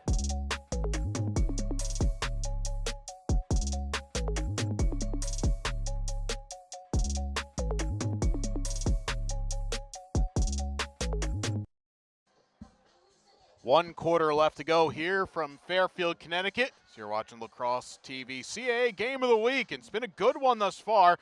Fairfield, who saw their season beginning 9-game win streak snap last Saturday against Stony Brook. Now the other Long Island outfit in the conference, Hofstra. They're looking to improve to 4-0 in the league. Trying to double up against Fairfield, but the Stags, after a flying start in the first half, a little bit slowed in that third quarter as the Pride outscoring the Stags 4-2.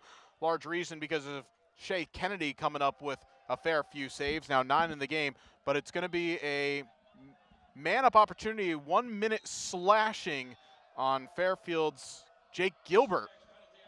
Now Hofstra on the day, they're 1 for 5 on man-ups coming into it. They need one here to really get that momentum squarely back on their shoulders. Led by the hat trick of Rory Jones today. Here is Jones, finding Madsen, near alley. Parks dodges, Turns it well wide. And that's not the first time we've seen Trey or other Hofstra players kind of whip that one well wide.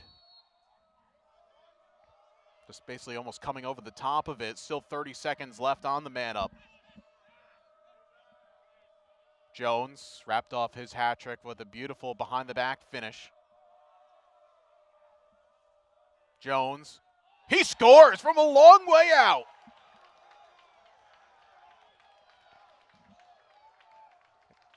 Well, the man from Maryland, whose previous best was 4 goals against Wagner in Game 2 of the season, he's tied it there. Now it's a 3-goal game. And again, so we saw that back last quarter from one of the Fairfield shooters taking that big, heavy bounce shot, skipping it off the turf, maybe a good 6 yards in front of Owen Hirsch, and it just found the corner.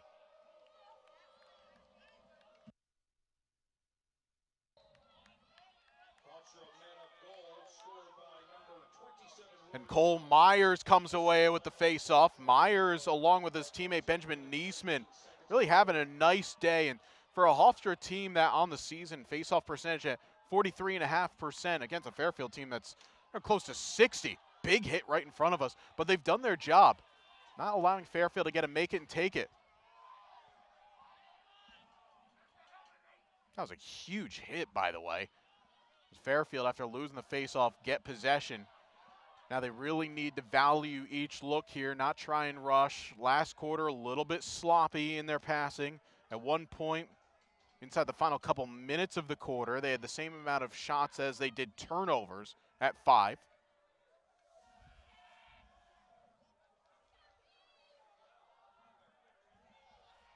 Reverse to Consoli, puts it just wide. Yeah, Fairfield actually ended that third quarter with 6 shots to 6 turnovers. Luka Kupski dodging, draws 3 defenders in and amongst all of that. He's got a pair of goals today along with Gilbert and Lynch and Lamprin. So loose ball, flag comes flying, a delayed penalty on Hofstra. So I believe it was Rob Moore who got knocked down to the turf. And smart by Consoli, again, just taking the air out of it.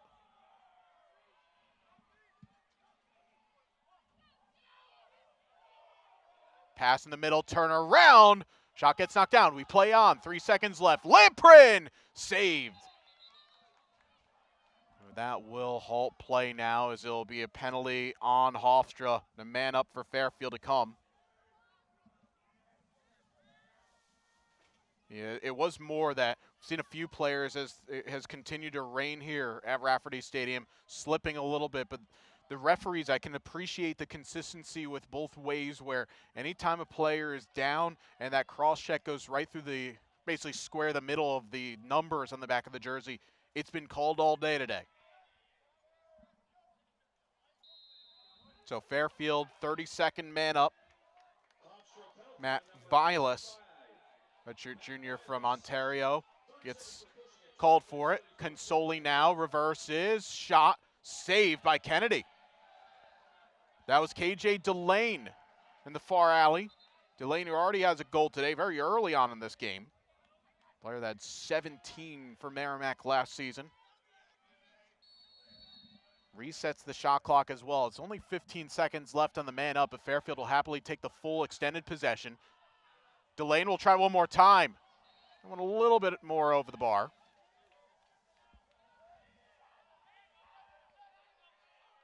Still 7 seconds left on the Vilas 30-second for a push.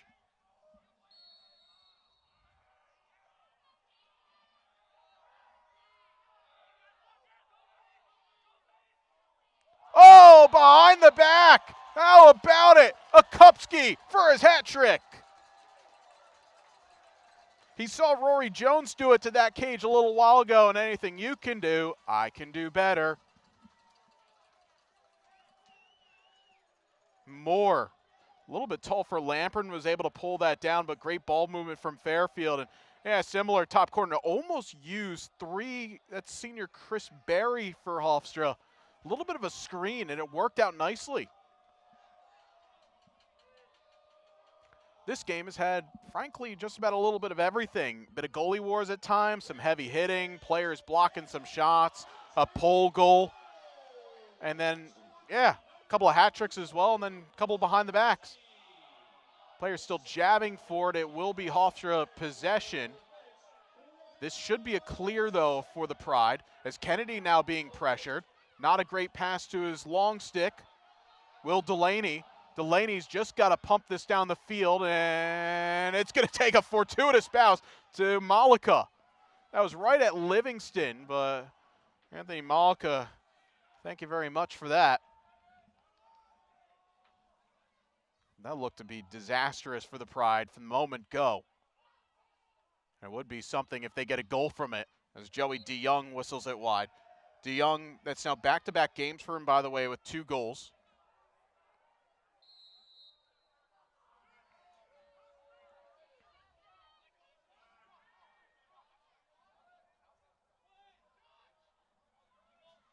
Slowing things down now is Jack Sikowski. Played at Pope John High School after redshirting, or before redshirting last season. All-state in his senior year. Seen a little bit of offensive run today. Hirsch comes away with the save, and the flag comes out. Matt Rice can't believe it. But again, it's all about the consistency of the way that the officials are calling it. Now in the 4th quarter, it's kind of on the players at this point to start adapting to the way that the whistle is going. On another day that might have been let go. And you know what, actually the way that I'm reacting to how the referee is going for the flag, there was an initial check to kind of that opening between the back, the underside of the helmet and the pad, and basically the upper part of the back. That exposed area where the neck is.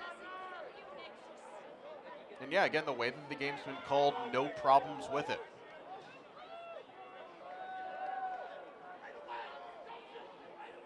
.30-second man up, 7th man up opportunity now for the Pride. Coming in today, they had just 30 on the season through 9 games. So well above their normal average. Parks hesitated, but Natalie was in his line of sight. Madsen, where he reverses. Parks, extra pass. Great slide, though, from Livingston. Down to 6 on the man up. Madsen, wide to the mark. Nate Livingston's just been a monster at that late slide. Not just in this sequence, but really all day today. Back to even strength. Now Fairfield have given up their fair share of penalties this season, 34 coming into today. But their man-down defense still at 74%. They'd like to have less of those opportunities, but hey, if they're getting the job done, so be it.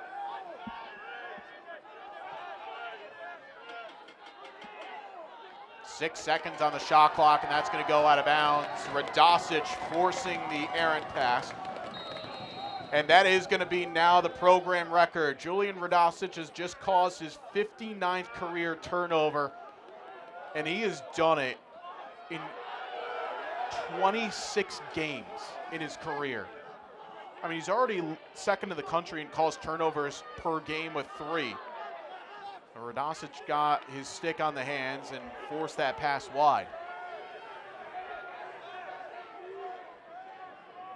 You think about the nucleus of this Fairfield defense, with Radosic just being a sophomore, Livingston being just a sophomore. That shot from Lynch goes wide of the mark. Eli Adams in his junior season. It's a scary prospect to think that Fairfield will have still a few more years of service from those players.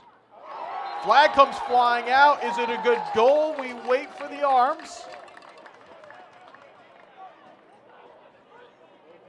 Getting knocked down in the crease was Lamprin. It's a goal. No penalty, but Fairfield will take the tally. Or excuse me, is that a Kupski?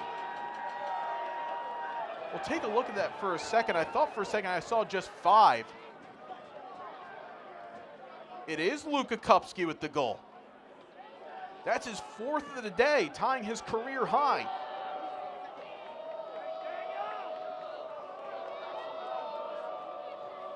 Sometimes from our area, when you only just see part of one jersey and all of a sudden you think it's the usual suspects, but Kupski has earned his right to be a usual suspect in terms of goal scoring.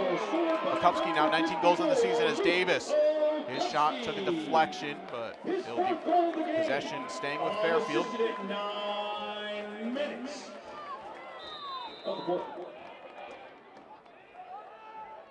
But now with Fairfield back up to a 5-goal lead, their largest of the game is 6. That's the lead that they had taken into halftime at 9-3.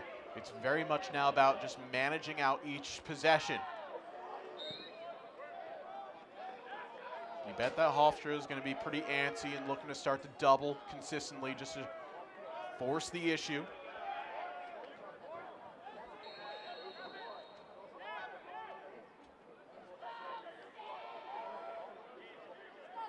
Fairfield just have to be patient now, not try to make things crazy, stay within your own game. This is all going back to Coach Baxter telling us earlier this week about sticking with your fundamentals, staying within your own game.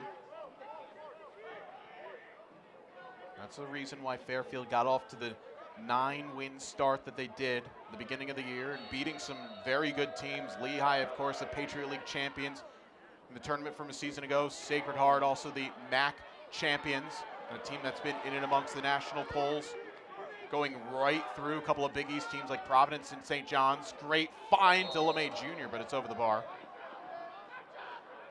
And also going on the road, and the score would say 11-5 over Brown, but that game was done at halftime, as Fairfield had the second and third teamers in pretty early in the second half.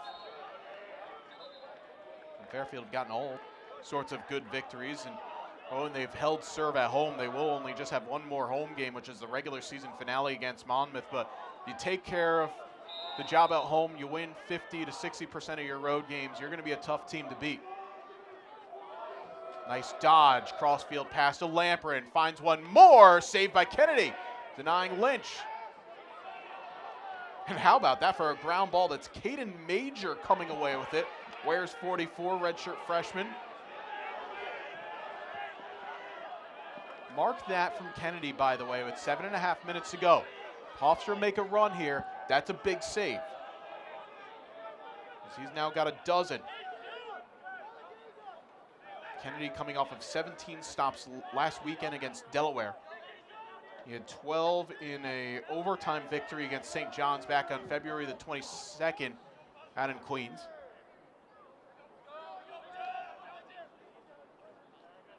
Now you don't have to rush yet if you're Hofstra in terms of just generating looks, but you have to be sound with the ball. You have to make the most of each of your possessions. Sikowski spinning away from the grain.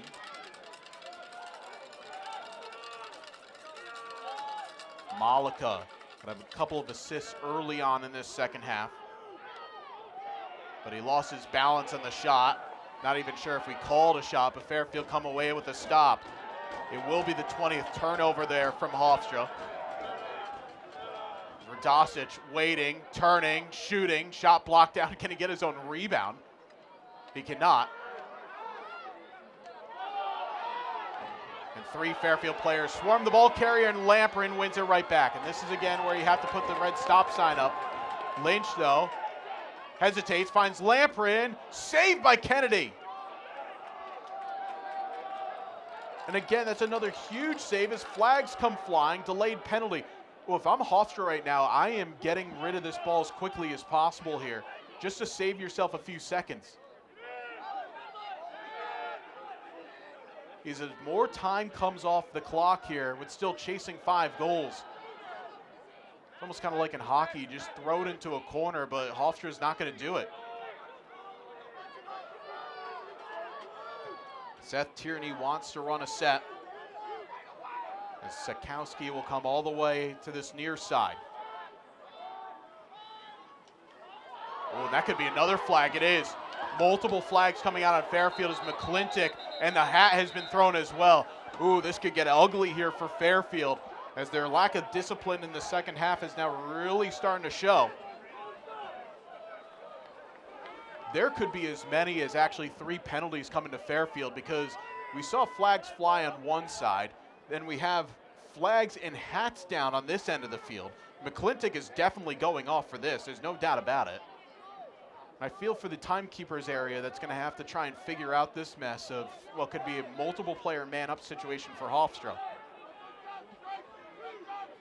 So this is the initial flag that comes up.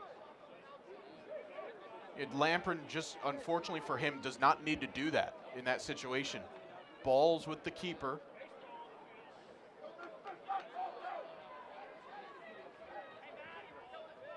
That was a pretty quick visit, though, from the official across the way, unless he got that out there quickly.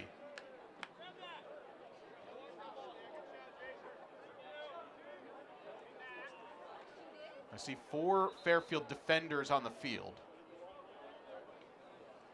So it is just going to be a 6-on-4. So 1 minute on Lamprin. That's probably out of all this, the one that you just really don't want. And McClintock also goes for 1 minute. And Hofstra have to make the most of this. It's a quick shot that's off the mark. It's taken by Madsen. Also McClintock. 1 minute for unnecessary. So 6-on-4 for another 53 seconds. Hofstra, this is now a must-score situation. They're 2 of 7 on the man-up today. Fairfield have seen off 1 6-on-4, but that was all of 16 seconds. And that goes in. Rory Jones is now 5th of the game.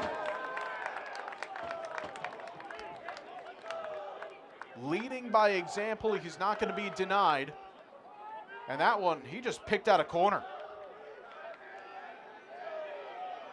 That one rung right off the post and rattles into the back of the cage.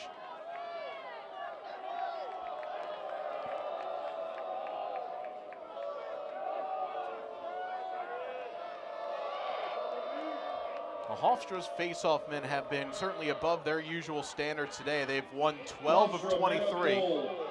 And a lot of these have come from the wings as Davis comes away. He'll go for goal, puts it off the mark. But Fairfield right now, they need to start slowing the ball down a little bit further just to get it over the finish line. Because the more possessions that are being created in this game, if you're Hofstra, as long as you get stops, and who knows, the way that Fairfield have also been a little bit slow with their discipline today, you might get a few more looks and maybe 1 or 2 more men up. And this is where now you have to rely on your experience. And that goes for both of these teams as well, because on the different side for Hofstra, you have to stay locked in within your system, not do anything too crazy. Commit a penalty here, and that's just more time that's coming off the clock. There's more. Cycles. Great work by Austin Clark shadowing him. And it's going to force an errant pass. And that's exactly what you're talking about in terms of staying within your system. Clark does a lot of things right there by forcing a man over to the far corner and more, and then there's nowhere for him to go. But Fairfield not electing to use a timeout there in that sequence, just to come up with something, design play, but also reset your look.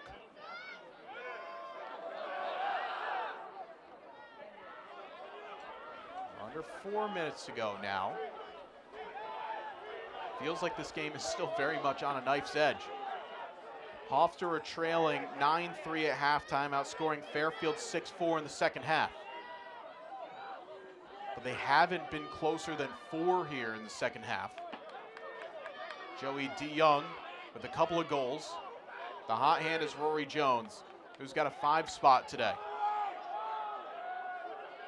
He had an 8-goal game last year, though, against Wagner, so he's still a little ways from that. As Madsen just turns around and fires it well over the bar. That's 8 shots now for the senior out of Bayville, John Madsen. Just the 1 goal in it, though. DeYoung. How about that for a skip and a jump by the referee? Those guys put it in just about the same amount of yardage running, dodging as the rest of the players. They just don't wear pads out there. No one was seeking the ankles. And a nice shot and a finish from a tight angle. It's Malako with the goal. And it's a 3-goal game.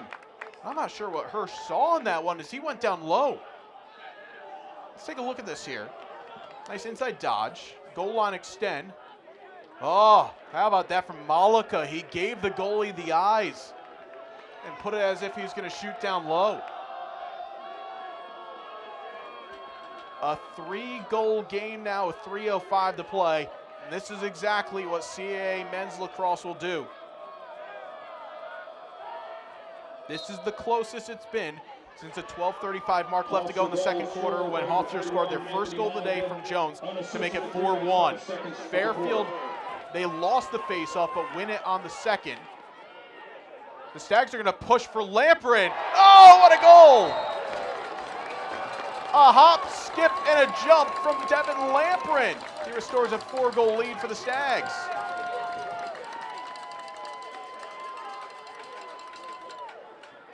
Fans certainly like it.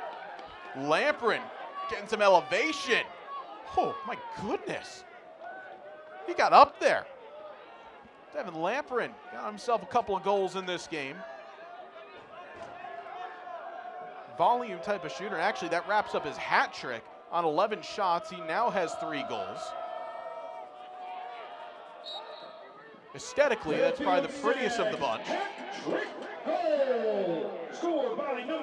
Caston comes away with the ground ball. And now Fairfield with a 4-goal lead. I know I've been kind of a broken record, but the way that this league always plays out, there's always another wrinkle to be thrown. Fairfield need to start managing this game out. Andrew Baxter, you can see it at the top of your picture standing right next to the official. He may use a timeout if anything gets a little hairy.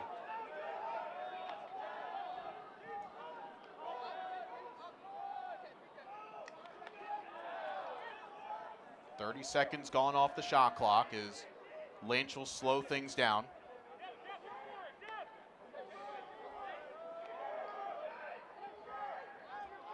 Good spacing from Fairfield as the goalie's been pulled here, but Lamperin's just going to wheel to the open corner. Now Kennedy will go back between his posts. This is much more like it if you're Fairfield. You can't see out the game, but you can really take all the air out of it. Lynch got the stop sign, no shot, even with the goalie back out. Goalie still off of his line. Fairfield will put it underneath with 6. And Delane's just going to dump it into a corner. And that's perfect from a Fairfield perspective. You would wonder, say, oh, why not take the shot with the open cage? You know what? Use the full 80. Get it into a corner, set up your ride. If you get a stop, the game's over.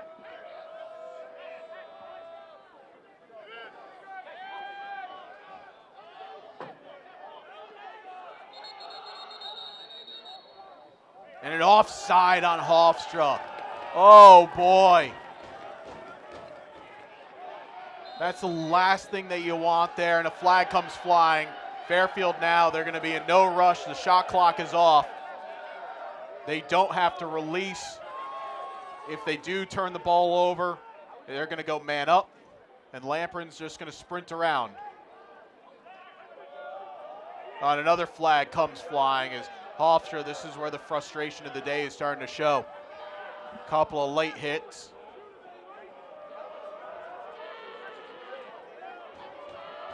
Rice with a beautiful dodge. He's had a great day as well, Matt Rice. One of 7 different scores for Fairfield.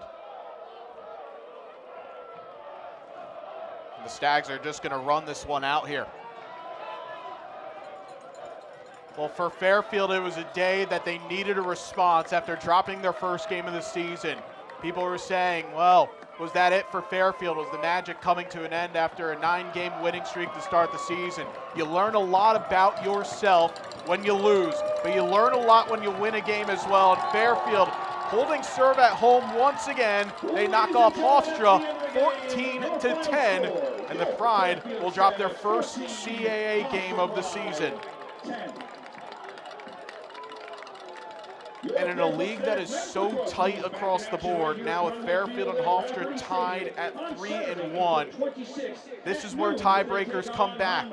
You never know how things are going to go. And for Hofstra and for Fairfield, who both have to play Towson this season, Fairfield also have to play Delaware on the road. That's going to be back-to-back Delaware away next Saturday, Towson the following week. It's never an easy sprint to the finish. But Coach Andrew Baxter has gotten his group now to a 10-win season, the first time since 2014 that Fairfield have won double-figure games in a season. Meanwhile, for Hofstra, they will be back next week at home. They're going to take on Drexel and will try to bounce back. They fall to 7-3 on the year and 3-1 in the conference.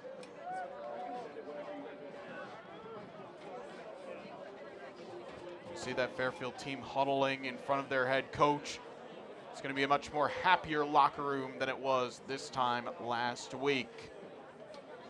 So that's going to do it for us here on this Saturday afternoon.